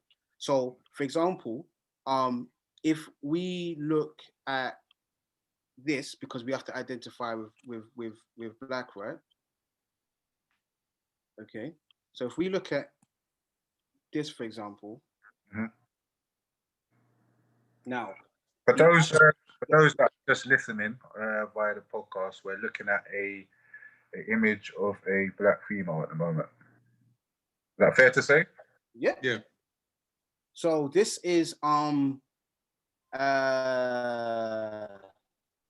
basically what I do with my young people. I say to you, do you consider yourself black? Do you consider yourself white? Well, for those that consider yourself black, raise your hand. So they raise their hand. I'm like, okay. So what does it mean to be black? And they're like, I don't know, just black, and that's it. I'm just black. I'm like, cool. So I'm like, okay, so what does black mean in a dictionary? And they're like, I don't know. So I'm like, you call yourself something and you've never looked it up. All right then. Okay, cool. Well, let's look it up. And this is a generation of, button bashers, isn't it? You see what I'm saying? They're not really. I mean, some of them, the ones that I deal with, they'll pick up a book, but there would be easier for them to use their phone. So I'm like, okay, well, go on dictionary.com and let's have a look at what they class as black, right? So they're like, okay, cool. So black as an adjective, just black on blackest, right? And here's what they got. It says in point one that it's basically a color that lacks hue and brightness and absorbs light without reflecting any rays composing of it. Definitely, 110%. You know what I mean? If you are, if you're in a car, okay, and you've got black seats, okay, and you park towards the sun, you go and do your thing, come back, and you sit on it. Yeah, that seat's gonna cook you in it. So that makes sense, right? It absorbs light, yeah? Part two, pertaining or belonging to any of the various populations characterized by dark skin pigmentation, specifically the dark skinned peoples of Africa, Oceania, and Australia. Yeah. Okay, so they're saying anybody that's considered black are people that are from these continents. Okay, cool. And then it goes on. So as an adjective for black, it says soiled or stained with dirt, gloomy, pessimistic, dismal, deliberately harmful, inexcusable, ill-boding, sullen or hostile, threatening, without any moral quality or goodness, evil, wicked, indicating censure, disgrace, or liability to punishment, marked by disaster or misfortune, based on grotesque, morbid, or unpleasant aspects of life. That's just as an adjective. So they're like, raw, swear down, sir. I'm like, yeah. I'm like, we move. So as a synonym, so blackish, blackishly, blackishness. You got dark, dusky, sooty, inky, sable, ebony, cool, dirty, dingy, depending on what it is. All right, cool. Then we get to point three. Sad, depressing, somber, doleful, mournful, funereal, disastrous, calamitous, sinful, inhuman, fiendish, devilish, infernal, monstrous, atrocious, horrible, nefarious, treacherous, traitorous, villainous. That is synonym. So these are similar words, similar things that you can connect to the word black.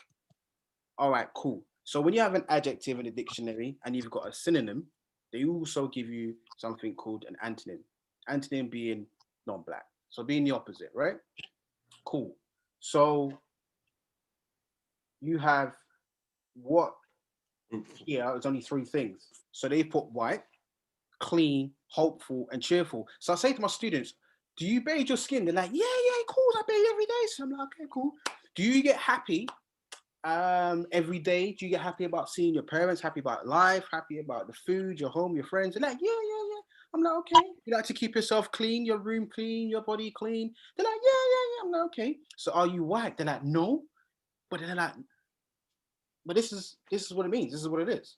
This is exactly this is what it is. You mean you're white? They're like, no, I'm not, sir. Blah, blah, blah, blah. But this is what the society sees of you. This is exactly what it sees of you. Now, I must remind you is that what you're seeing here is a revised version. So last year March, 2019 March, this came out. And Black Twitter went crazy and was like, dictionary.com's racist. How have you got all of these things?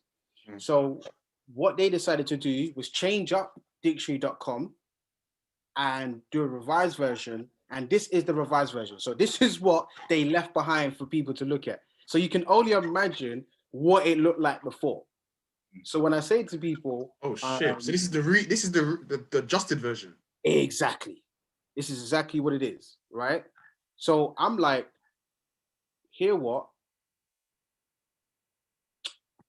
Let's sort this out. Let's do this. Let's sort it out. Let's talk about it. So we unpack this. And when we unpack this, I say to them like, hey, this is what they think of you. And this is what they've called black. And this is what they've labeled as black. And this is all these sort of things. So then they look at me like, Raj, you know what?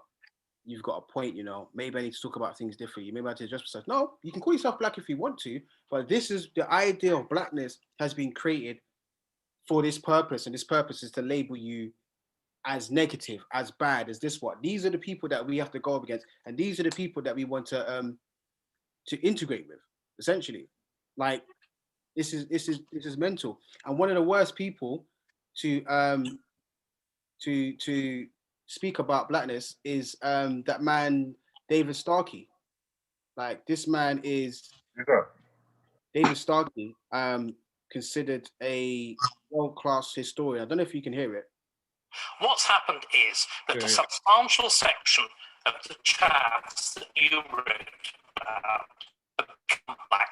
The whites have become black. A particular sort of violent, destructive, nihilistic gangster culture has become the fashion. And black and white, boy and girl operate in this language together. This language which is wholly false, which is a Jamaican patois that's been intruded in England. And this is why so many of us have this sense of literally a foreign country. In that speech, Enoch Powell talked about 15 or 20 years' time, the black man having the whip hand over the white man. That's not true. What's happened is black culture. This is the enormously important thing. It's not skin color, it's cultural. Listen to David Lammy, an archetypical successful black man. If you turned the screen off so you were listening to him on radio, you'd think he was white. So this is David Starkey, who was a historian at Cambridge University. This is his ideology, and this is what he calls himself, and this is what he discusses, and this is David Starkey. Now, the main point that he said is that if you listen to David Lammy, an articulate black man, right?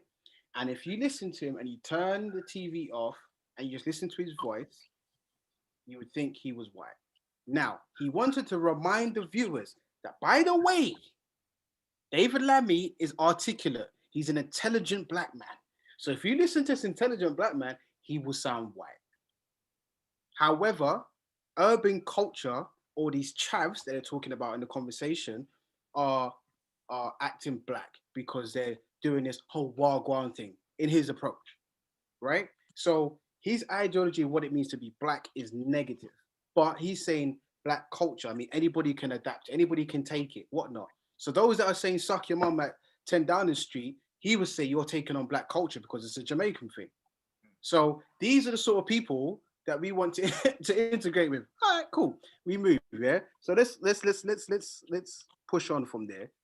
Not to kind of steer away, but when we think of the census, you know, the thing you fill out for like passports or whatever. Yeah. Right. When it comes to thinking of the census, the origins of the census is based upon a particular concept, which I will move on to. We'll move past all of this.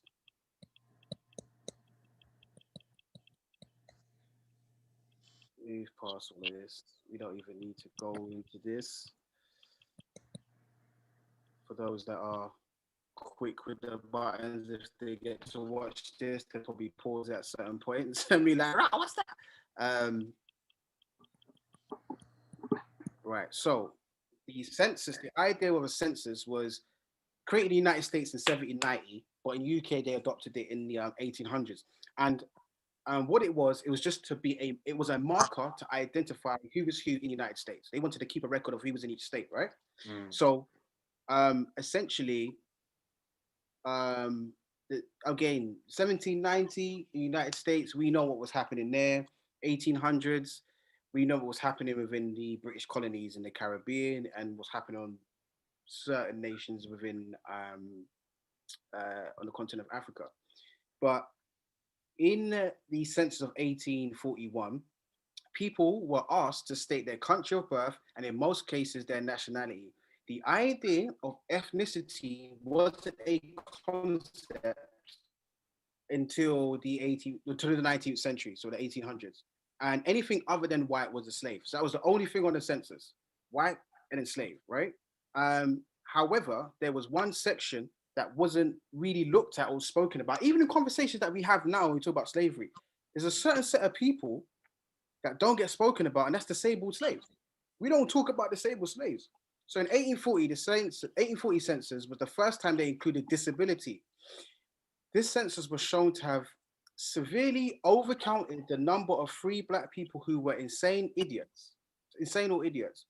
Data that supporters of slavery used as propaganda to argue black Americans weren't able to handle freedom. So imagine on a census, legally, slave owners could put deaf, dumb, blind, insane, idiotic, deaf only, dumb only, multiple, or other.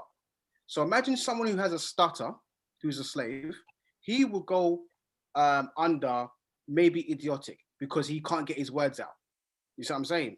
But this is a census that they created to label and put black people in this. So when they started to have these arguments and debates about should they have emancipation, they was like, well, no, because they can't read and write. They're stupid, they're deaf, dumb, and blind. And as you can see here, from Virginia, Carolina, Louisiana, Mississippi, these are percentages of those who were counted as deaf, dumb, blind, insane, and idiotic. But that was legal.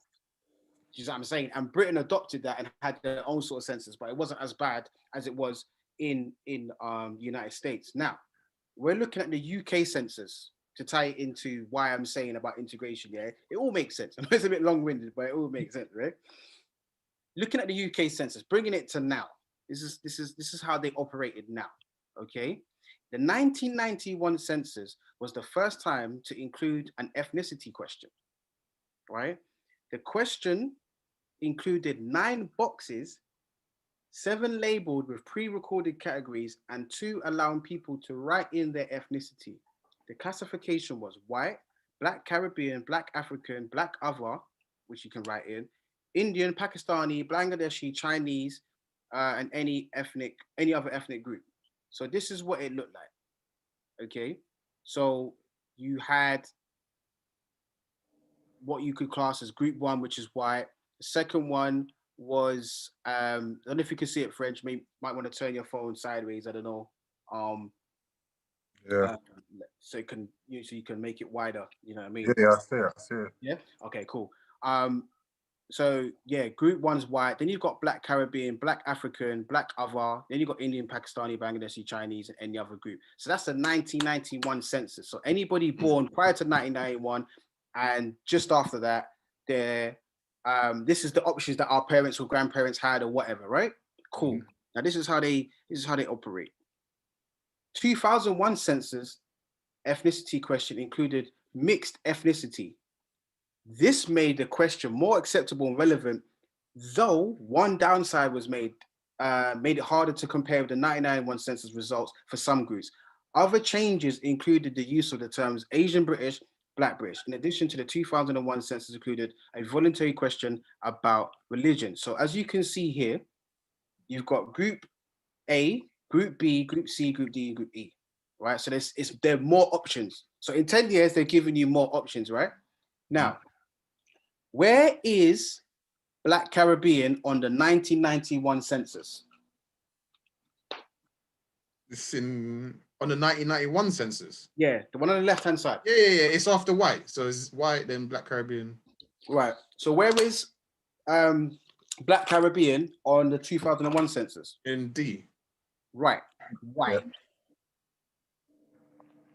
Yeah. Why have they changed it in 10 years? Why do you think, anyway? To make it more clear, to clarify it, I guess. Yeah, I guess so. What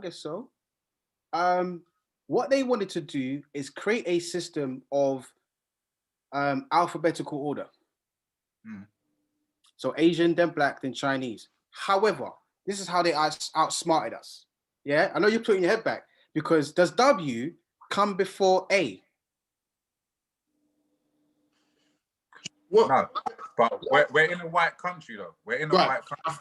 I think, yeah, the point I was going to get to, so not in this particular form, but generally what you might start with is if you know the population, the general population, you have more white British or white people, you might put that at the top because it's easier to get to for the majority, because we know that the majority of Britain is white. Mm-hmm. That could be a reason.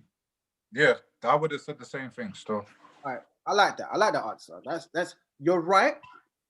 You are right. But let me just add to that. So if that's the case, right? If if you're saying white's the majority, so they are going to go first, right? I'll go first, but it's just easy. Like rather than scrolling down or whatever, bam. Blah, blah, blah. So they make it easier for the dominant society. Don't even know. Is it put it like? Yeah. Sorry. Yeah. Yeah. All right. So have a look at. Okay, so white, they're the dominant society, so they go first. It makes sense for them. All right, cool. Does M come before A? No. So why is it before Asia? Yeah, no, I get the point where you're leading to. I see it. I see it. But then Asians would still be in front of us, essentially. Okay. Where on the continent, in terms of the continents that we have, what continent does China fall under? Asia. So why is it not in Asia?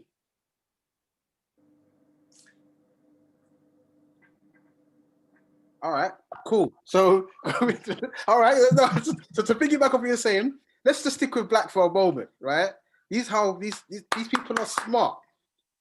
Does C come before A? Obviously not. So why is Caribbean first in Black British or Black British Caribbean? Again, African. Why is Caribbean first, not African? I can only assume it's because we came over first. No. Yeah, you could assume that. There's no right or wrong answer, but because I haven't asked them, they probably wouldn't agree with me anyway, because they'll say no, because they would have to admit that it's racist. Look at 1991 census. Black Caribbean is first. Black African is second. Same thing with black. All right, let's go to mixed. Yeah. What do you have in mixed? Which one's first? Mixed white or Black Caribbean. It's the same there. What are they doing? I'll help you. What they're doing. I know exactly what you're saying. It's almost in order of preference. Almost. I know what you're trying to say. They are They are naturally creating a divide that plagued our parents and our grandparents. I'm saying it on a nation level. Some of us didn't fall down the trap, but a lot of us did, unfortunately, for the ones that did. So most of the divide between the Caribbean and African societies started in our own homes. Think about it. All it takes is for a St. Lucian grandparent or parent back in those days to look for the census and find out boom, saying what you said, that the white people don't have to look further down. They don't have to scroll. So the moment that a Caribbean person looks in the census, we are innately just going to go and tick what we're going to tick and not look down. We're not even going to look past it. And then if ultimately our brain can't differentiate between fantasy and reality, like I was saying before. So once we ultimately see ourselves on top, we're going to see ourselves as separate. So they're deliberately putting in the box of black. Remember, you've got Black British, and you've got Black Caribbean, Black African, and any other black background. What could that be?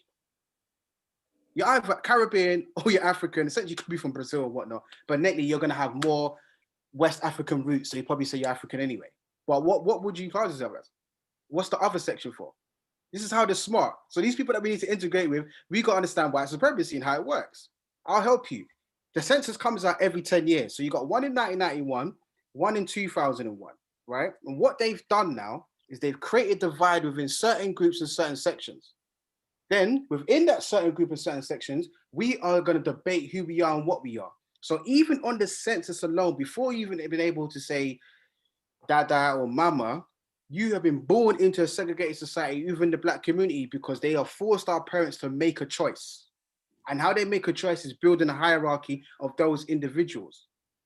And how they did it is make us believe that we are preferred to white society than Africans are. Or, I say we as in the Caribbean people are preferred than to African people are, which is just nonsense because we're all black to them. It's still all N-words to them. And how they did it is by integrating our culture into their culture. So Caribbean language, especially Jamaican language, we integrate into British society. So we become more accustomed. Then they'll give us shows like Desmond's or Real McCoy.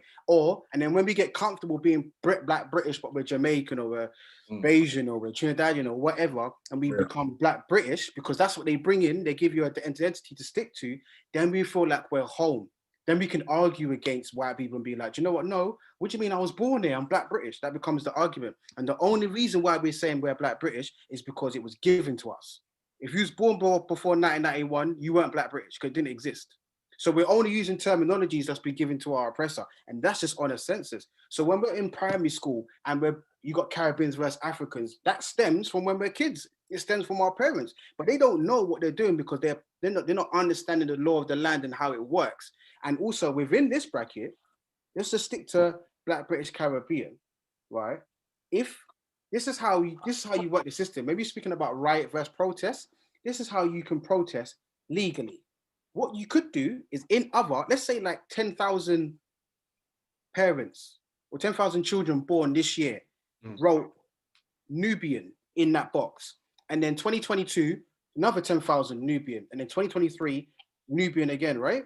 By 2023, there'll be 30,000 people born in the soil of England going under the identity of Nubian. Then they'll be like, raw.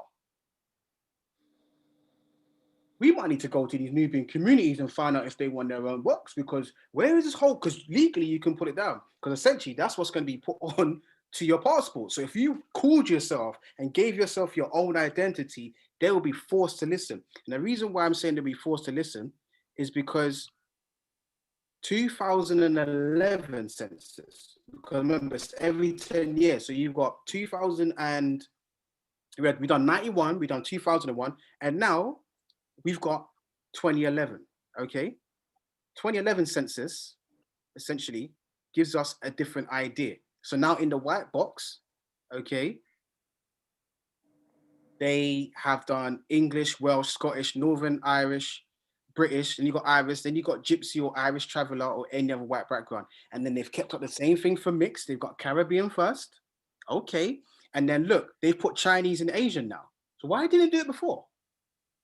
When you go to C, you can see Chinese is fourth. Yeah. Now you go into the other ethnic group, they've thrown in Arab in there now. So they're recognizing Arabs now. Okay. Because what box were they in before? Did they have a box before? No. So now you go into the Black African, Caribbean, Black British. You see how many forward slashes you see, right? And now it says African, Caribbean, any other Black, African, Caribbean background writes in. Now, do you know who they're targeting? Who do you think they're targeting in that section there in D? Who? Any idea? Nah, who? There's a certain section of Africans who have struggled in many communities, in many Black communities. There's a certain section of Africans who have struggled to fit in when it comes to the concept and ideology of what it is to be African. Who are they? I'll give you, it's either you got to stick to North, South, West, or East African. Pick a North Africans. Nope, not North Africans. Or South Africans. Nope. Hold on, I'm gonna stop guessing. The first thing that sprung to mind, I'll be honest, Darrel, was Somalians, yeah. But if I'm Somalian, I'm African. I'm taking African. Yes, but that's what you would put. But on a group level, a lot of Somalians don't consider themselves a part of the conversation, and that's us to blame because we don't include them in there. No, I think that's changed. I hear what you're saying, Darrel. On a nation level, all right. When you I can't speak on a nation level, but for what I see on a London level, it's a lot more acceptable. I'm happy to see it as well. It's a lot more acceptable now. Like, not even acceptable, that's the wrong term, but I know when I was growing up in high school, you're right. It was like almost like, it's gonna sound mad, but it was almost like there's blacks and then Somalians. You know what I'm saying? When I was in school and that, which is a bad mind thing. I'm not gonna lie. Yeah. Now I see to me, like you see everyone mixed. Well, I see. I've got younger cousins in that, and their bunch of group of friends includes everyone, including Somalians and everything. So I see mixing now. And you're right. You're right to an extent, but you're talking about 2021. I'm talking about 2005, 2006, 2003. Because remember, this is a census for 2011. They've already created one for 2001. So they are targeting those who not consider. And back then, back in secondary school and whatnot, back in the 90s, Somalians weren't a part of the conversation. Matter of fact, when we go to, I've been to loads of like African events that, you know, they might have certain talks and they might sell like jewelry, artwork, books and literature. You know what I mean? They might sell these things at these events. I can't remember the last time I saw a section of like stands dedicated to East African culture. Mm. I've been to lots, and even during lockdown, I've been to loads. They put some on and, you know, whatnot. And I'm seeing a lot of West Africa. Nothing against it, but let's say I'm from Djibouti or I'm Eritrean. Mm. Where's my stuff? Why am I not putting my stuff in there? So I'm saying like when I was talking about segregation, even within that in that spectre there, like there's a sort of a divide, because there's how segregated are you? Who's in the conversation?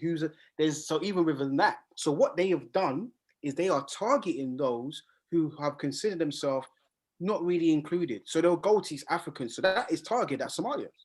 So what they did a study and went to densely populated Somalian communities and said, how would you like to have your own box in the census? Over 60% said they would like it. And then the rest said, no, because I'm African. I usually take African anyway. But a lot of the older generation, when I say older, I'm saying over 35s, those are the ones that said, yeah, I would like to have my own box. So the 2021 census, because there's one coming out this year, because it's every 10 years, you have an option for Somalia. So now Somalians will be like, yeah, I'm in there. It's like, what? But they're going to go for it. If the Europeans give them the option, they're going to go for it. So if the Europeans give us an option to call ourselves Black British, we're going to go for it. So we call ourselves Black British, and then we know Black as being negative in the dictionary, and then British ain't done anything positive for African people. So we call ourselves Black British, which is a double negative. So it's like, raw, is this what we're doing? But the census originally is showing you how they're dividing and cutting things up. So even those who are white and Black Caribbean, they don't even have to look down, because they're right at the top. They're seen as preferred. So there's going to be segregation and hierarchy even in that conversation, because systematically, as long as you see yourself as above, then you're not really worrying about what comes afterwards. We don't even look in the other boxes and see how bad mine is, because we want to go for ourselves and then decide on, yeah, that's it. I don't worry about anything else. So a lot of us don't pay attention to the census unless you have them next to you and be like, raw. But as long as we look at ourselves, we fill out our forms for driver's license, passports, forms, anything legal, we'll tick our one, and then we move to the next page. Okay, cool, Black British, heritage, cool, that's it. And we go through. We're not even trying to have a conversation of how racist the census is. And what it's even based upon anyway was racism, because you can see exactly where it came from, when it, you know, them dividing to have your white or a slave. So the whole census idea is innately racist. When the 2021 census comes out, have a look. Remember this conversation. Matter of fact, go back to this conversation and you will see, like, raw. Because you know what they've done now? They've got a section for Jewish. Now, there was a debate for Jewish to have their own section, which they do for this one. Same thing with Sikhs and Hindus, right? So what they're going to do now is have a section for Jewish. Now, where do you put Jewish? Do you put Jewish in white, or do you put Jewish in other? Now, the argument was you can't put it in white because my auntie, she's Jewish. She's Black. She's from Jamaica, born there. Her mother, my grandmother, was a Hebrew. Mm-hmm. She's one of the first Hebrews in Jamaica, Westmoreland. So they can't go into the white section Jewish. So where do you put it? So now they're having a debate, having it in other ethnic group, but then it will be there with Arabs and whatnot. But in the Asian section, it will grow because they're going to include Sikhs in there, essentially. But when they give you these options, we play about, so the people that we are integrating with, these are the people who by design have got it mapped out. They're pulling the string. So while we're trying to play catch up and sit in their circles, they've already got it planned out, because this has been going on for hundreds and hundreds of years. So we should play catch up first and then integrate. So we should have the base first and then integrate. Because if we integrate with no base, then once we get slapped in the face and we turn around like, oh my gosh, man, this industry that I work in is real racist. Like, I need support. And we're like, boy, I'm doing my own thing. I've got my organization ain't racist. We're fine. Like, me and Dave, we have a couple of drinks and we're all right. Do you know what I mean? Fridays, he pays for them because he's rich. But You know what I mean? We're all right. I don't want to get involved because if I get involved in your cause, it's going to upset them and they're going to think I'm part of this whole BLM stuff. And I am for it, you know what I mean? But at the end of the day, like we're all together. You know what I mean? We're one race whilst being called an N-word. You know what I'm saying? So as much as we can integrate, and we should also, French, I agree. We need both bases. We need to be able to play because everybody has both. You got Asians that go into these white spaces and these corporations, but they've got family businesses that they flip houses, they flip shops, they flip companies. They got it planned out. We're sort of juggling at how can we do this, and it's about we need to go from niggers to gods. We need to empower ourselves and be comfortable stepping into any space, regardless of what race they are, and be you. And they can see, you know, we can't mess with that guy because he's got resources, he's got a backing. Brixton won't support us anymore. Housden won't support us anymore. Handsworth won't support us anymore, and so on and so forth. So I agree that we need both, but I'm more of a segregationist in terms of I've seen that it's worked a little bit more.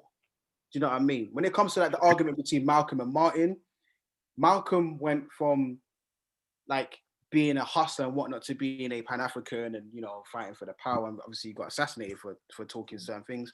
Martin, he was for civil rights, but after a while, after Malcolm got assassinated, he realized that, you know what, maybe I was wrong. We need to have reparations. So he went from civil rights to go into silver rights. And when you start messing with their money, then they're going to come for you and assassinate them. So it's about being integrated and having both, but make sure the segregation part, because you need that base. You can't have a base in the integrated section. You got to have a base in the segregated section. So go out there, do your own thing. But it's about building the communities. And there's blueprints out there. Do you know what I mean? We are all one race, but we've got to understand we weren't the ones that decided on race. Yeah, facts. we didn't come up with the concept. They did. Race didn't exist until 1500s. You see what I'm saying? When they brought in the letter J and they changed, changed the whole biblical story and threw Jesus in there and made Jesus white. That's when race came in. Do you know what I mean? There's a great book by Nancy Eisenberg called White Trash. You want to open the screen back up? Take this off the screen so we can get the book in. All right, let me stop sharing. Yeah. Right? There's a book called White Trash. Right? Yeah. And by Nancy Eisenberg. Yeah. And this book is brilliant because it talks about the idea of what white trash is and how it starts off with class, but then there is something called the wage of whiteness. I think Malcolm X talks about this as well. And Professor Kinde Andrews talks about this. The wage of whiteness meaning that you could be the poorest white person on the planet, poorest white person. You still have more privilege than the richest black person because of your skin complexion. But white trash, the idea of it is the lower class people of the United States, they have their own wars. So same with the whole police thing, what you were saying before, about it was a class thing about protecting your goods. Yeah. Definitely, 110%. But within that space, the lower class people were still seen as better civilized than African Americans, unfortunately. Even what they call hillbillies and whatnot, even those them not there, they were still seen as higher class people. So the book is a very thick book. I mean, it's got like over 400 pages, but it's like I don't know if you can. I mean, it's in black and white, so you can't really see, but some of the images. So you got the Beverly Hillbillies from 1930. It's a painting, but so it's got stuff like that. I think that's a famous picture. Right. Yeah. So, the book's brilliant. It's thick. It's a very long read, but What's it called? Can you hold it up one more time? Sorry, it's called White Trash. Okay, cool. All right. But so she explains the concept of what it is to be, because how the lowest of the lowest people managed to find a way to become the core and the hub and the base for what it is to be American. So for example, like we have to say Barack Obama was the first black president, right? Mm. So we don't say like, because being a president is seen as white. So we have to say first black president, right? So what they have done is finessed, what the United States has done is finessed the whole country into believing like white is the origin. The fact that they say like, I'm an American and you're an African American, it's like, hold on a minute, wait there. Before Britain even got to United States, Spain was doing a madness over there anyway, right? So Africans were there.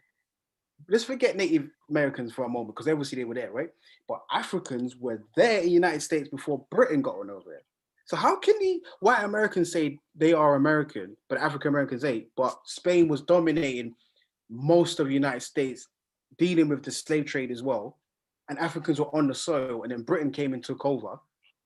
So how can they say that they're an American when they weren't even there before Africans? Oh yeah, they were slaves, but they weren't on the soil before Africans. So they've actually finessed African Americans to call themselves African American and not said, all right, we're European Americans. So through their wordplay, through their language, through their textbooks, through everything, they've been able to finesse us to believe that they are the origin and whatnot. And then integration is essentially us moving into them. Remember, there was a certain period of time when there was more Africans on the soil of the United States than there were Americans, or Europeans, shall I say. But through textbooks, through understanding how society works and how the history books work, they finessed us. So touching it back to when I was talking about race and how they came up with this concept. Last thing I want to touch on for this moment, right? This picture here is a famous picture, but this picture is called the Enlightenment, right? And to kind of like break down what the Enlightenment is, the Enlightenment period is, or they call the Age of Reason, was this period of time between 1685 to 1815, where Europeans were considered the forward thinkers of society and the globe. So these are people who wrote books. They created these ideologies and sciences. They were inventors. They brought around laws. They spoke on revolutions. All these sort of things. These are key thinkers in European history that decided that they would be the ones to go to when it comes to understand how the world works.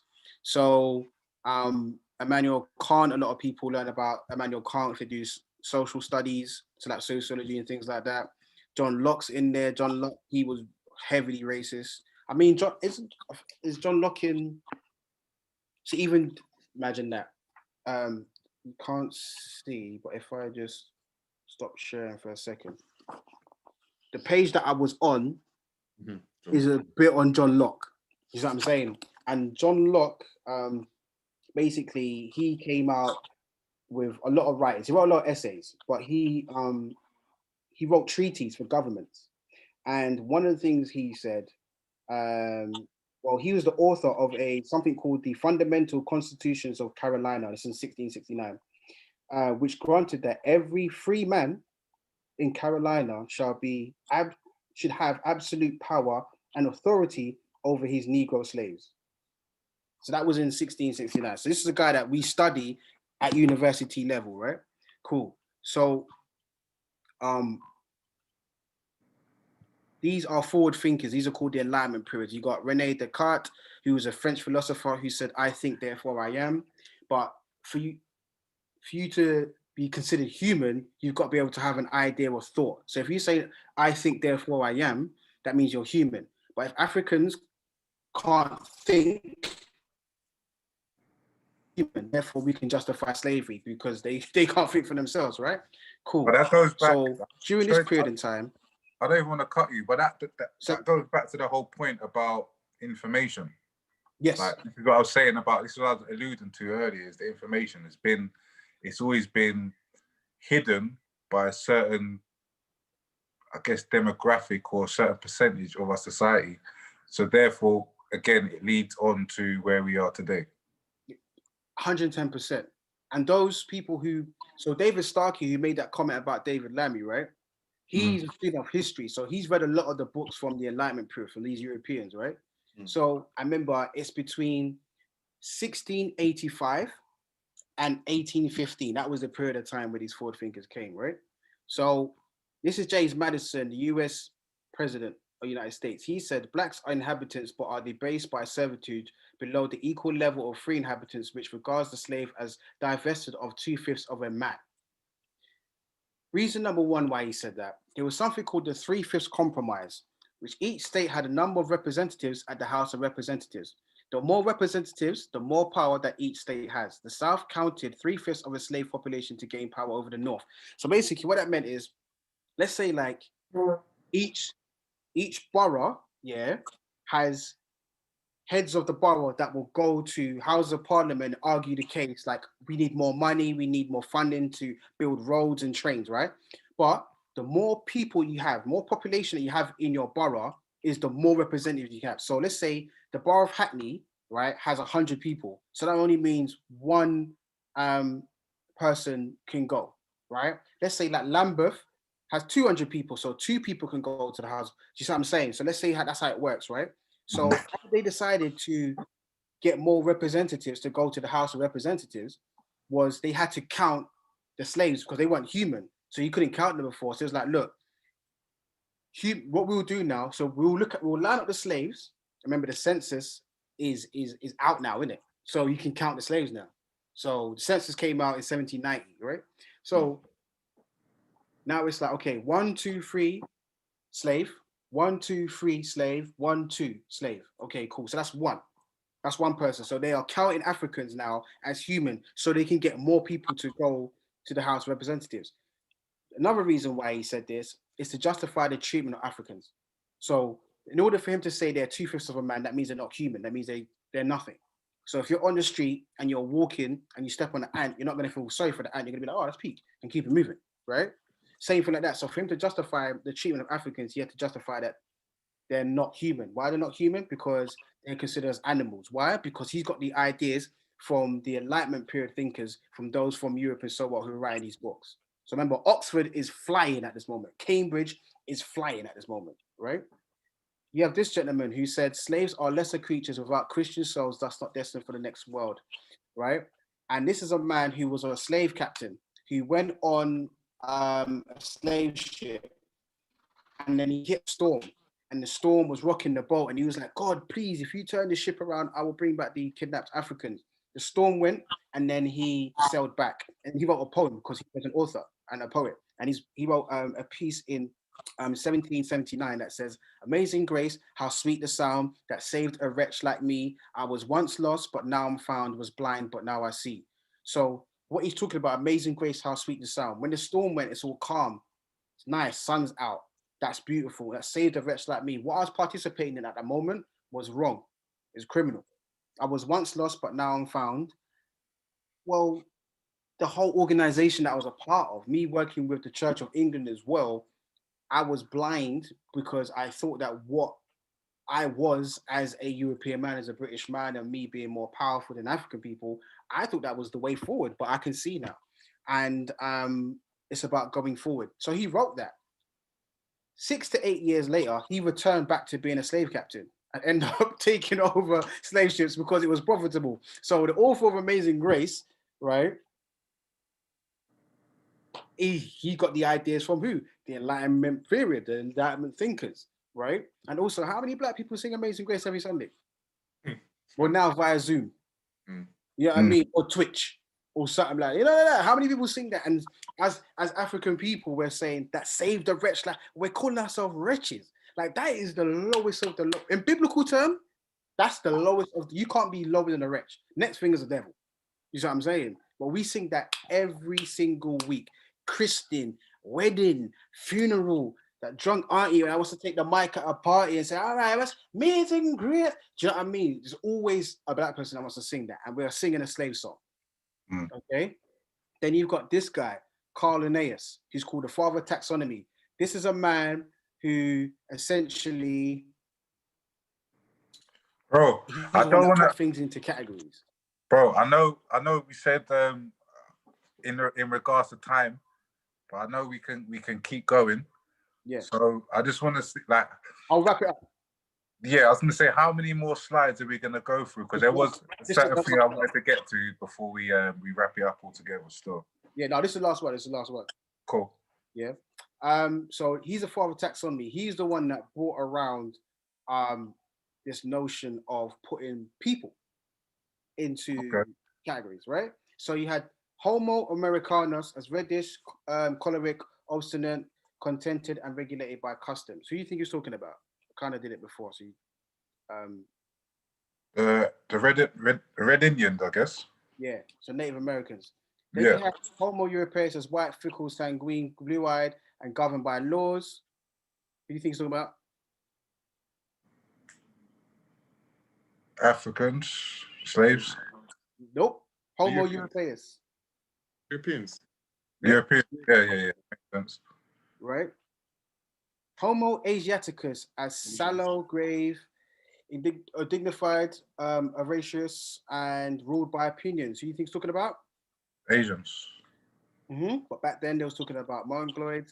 And then you got Homo Afra as black, phlegmatic, cunning, lazy, lustful, careless, and governed by caprice. Caprice meaning unpredictable. Who do you think he's talking about? Africans. Right. So to this day in 2021, do you still get white people saying that black people are lazy? And this was in 1700s. This is 300 years ago. And that terminology still runs. So in closing, for us to integrate, we've got to understand who we are dealing with. Majority of the time we don't. And to integrate into society that was built upon racism, colonialism, and neoliberalism, we are playing catch up. And on top of that, we have to have a base. So I'm totally for the base idea, definitely. But within the base, we've got to understand that we can't be angry, because a lot of time we read a certain book, we think that we're knowledgeable, we're an intelligent set of people, and then we get angry at people that don't understand. You know, some people are like, I don't get it. Like, we're like, oh, look at them, they're a coon. You got to allow it, because some people just don't know. And we've got to be patient as people as well. And we've got to be patient with ourselves. You know what I mean? We all want the same goal, but we're just going to go by it in different ways. And I feel like we will get there in the end. Whether we will see it in our lifetime, I don't know.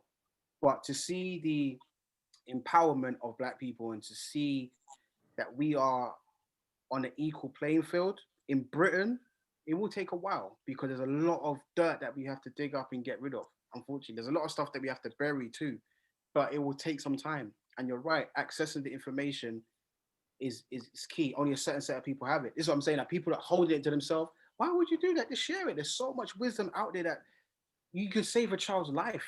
You know what I mean? You could save someone's life by giving them information they never knew existed, where they can make better judgments for themselves. Do you know what I mean? There are books like this one here by Kill. Yeah, it's called The Goddess Black Woman.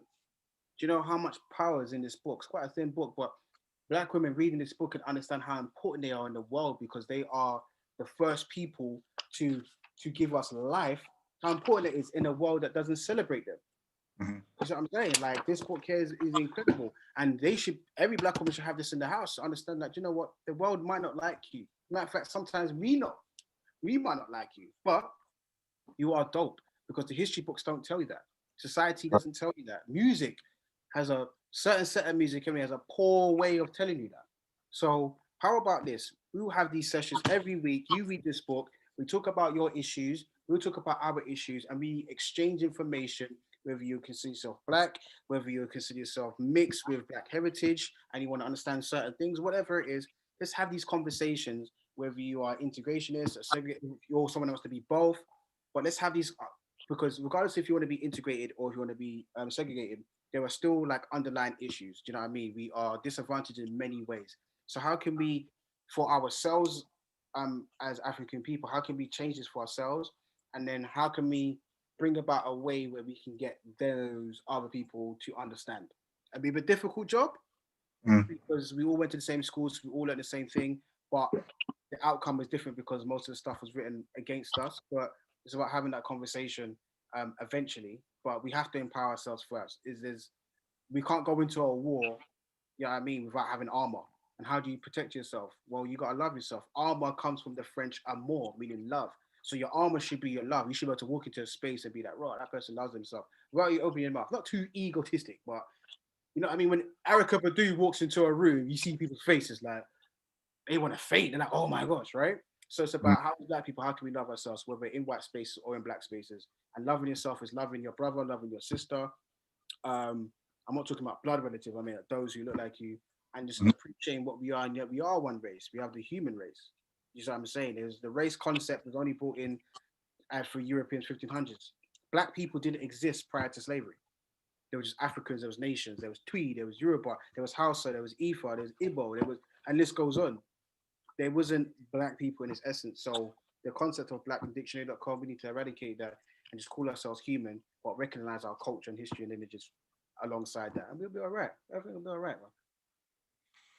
No, that's dope, bro. That's dope, man. I just want to just fit that before we wrap up, just like on a bit of a lighter note.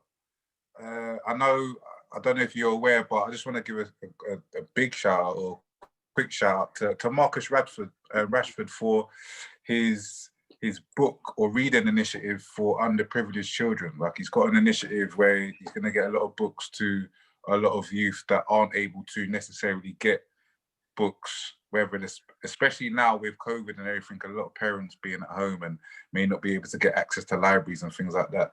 So, as I said, on a lighter note, a young Black British young man doing great things, and I definitely want to salute to that man there. Whether he sees it or not, just know that he is supported by us. Do you know what I'm saying? So, before we totally wrap it all up, last time we didn't have this game in place, but what we tend to do is play a game called Dope or Trash. Now, you've heard of the whole don't judge a book by its cover. Yeah. So we flipped it on its head, and you're going to judge a book by its name, and you're just going to say whether it's dope or trash. Are you with me? Yeah. All right, cool. One sec. This is a good concept. I've never, all right. 1 second. Cool. Let me get the list up. All right, cool. Dope or trash? Okay. Yeah. All right. So the first one being how to be an anti-racist. Is it a dope? Is it a title dope or is it trash? Yeah. Yeah, you have to say whether it's just based on the title, whether it's dope or trash. All right, say it again. Let me hear it again. How to be an anti-racist.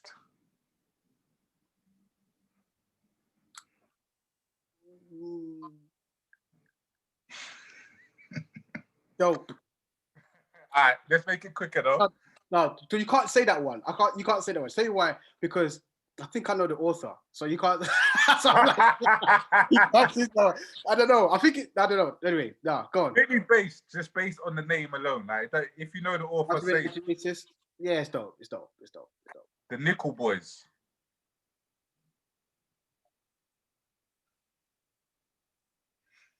I know you've heard of some of these names. It's dope. Ghost Boys. Trash. Letting Go. Dope. Atomic Habits. Dope. Don't Call Us Dead. Trash. They Were Her Property. White women as slave owners in the American South. Dope. The Hate You Give. Dope. New People.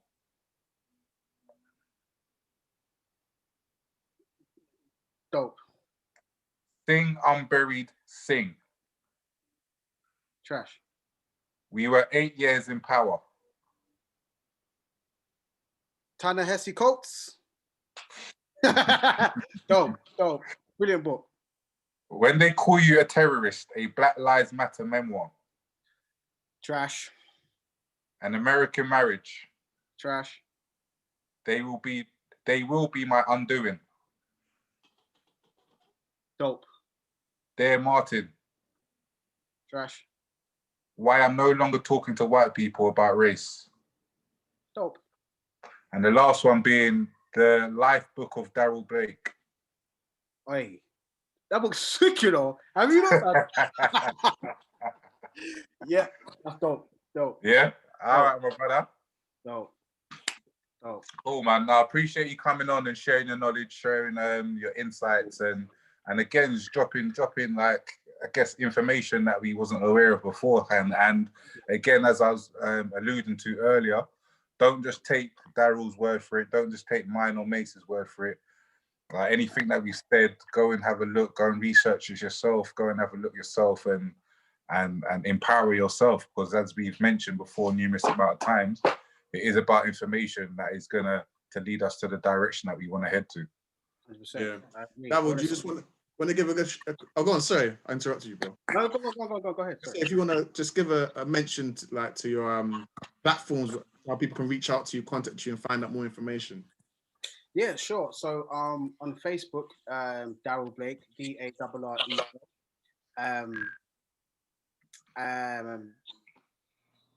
Twitter, it's the same, Darrel Blake. I mean, Instagram. If you type Darrel Blake into, but it's DARREL. If you type that into Instagram or Twitter, my name will come up. Or essentially, type it into Google, my name will be there, and then you will see it. So Darrel Blake, all platforms. I'm not on Snapchat. I don't think my life's that interesting to be uploading videos. I don't know. I just can't do it. Like, it'd be boring. Like, here's a mug and everything. You don't have to spread yourself thin. I don't know. I'm all right. I don't know. Because I'll be showing books. People might get, but there might be a group of people who want to see books on Snapchat, but there's no one doing it, or there probably is, but essentially that they might want to follow someone who's putting up content of like, you should read this book, turn the page, and it's like this, boom, boom, boom, like quick little short video. Maybe I might look into it. Just got time. I'm indoors, so I might, might be onto something, yeah. But across the other platforms anyway, just Darrel Blake. You can find me. Reach out, spread love. If you've got any questions, please let me know. Please ask. And like fully booked, like you lot are gonna go far. That's what I'm saying. Appreciate it, bro. You lot are like, don't forget about me, Thanks for listening, tuning in, whether you're on the SoundCloud, the Spotify, the YouTube, all good platforms. It's at @full_E_booked, or most platforms anyway. But you go into our Instagram, you'll see our link tree in the bio, and that will take you to where you need to be. But yeah, Darrel, thanks a lot for coming on. Always dropping wisdom, knowledge, jewels, gems, history, facts. Everything is there with you, bro. Thank you very much. Yeah. Appreciate it, bro. Thank you so much, man. It's been a blinder, and hopefully next time we do speak, it's about the greatness that we've done in the space of 2021 to 2023, and in person, hopefully. And yeah, definitely, and in person. You know what I mean? So hopefully we've got some. We will be speaking about greatness and not so much trauma. You know what I mean? So we'll see.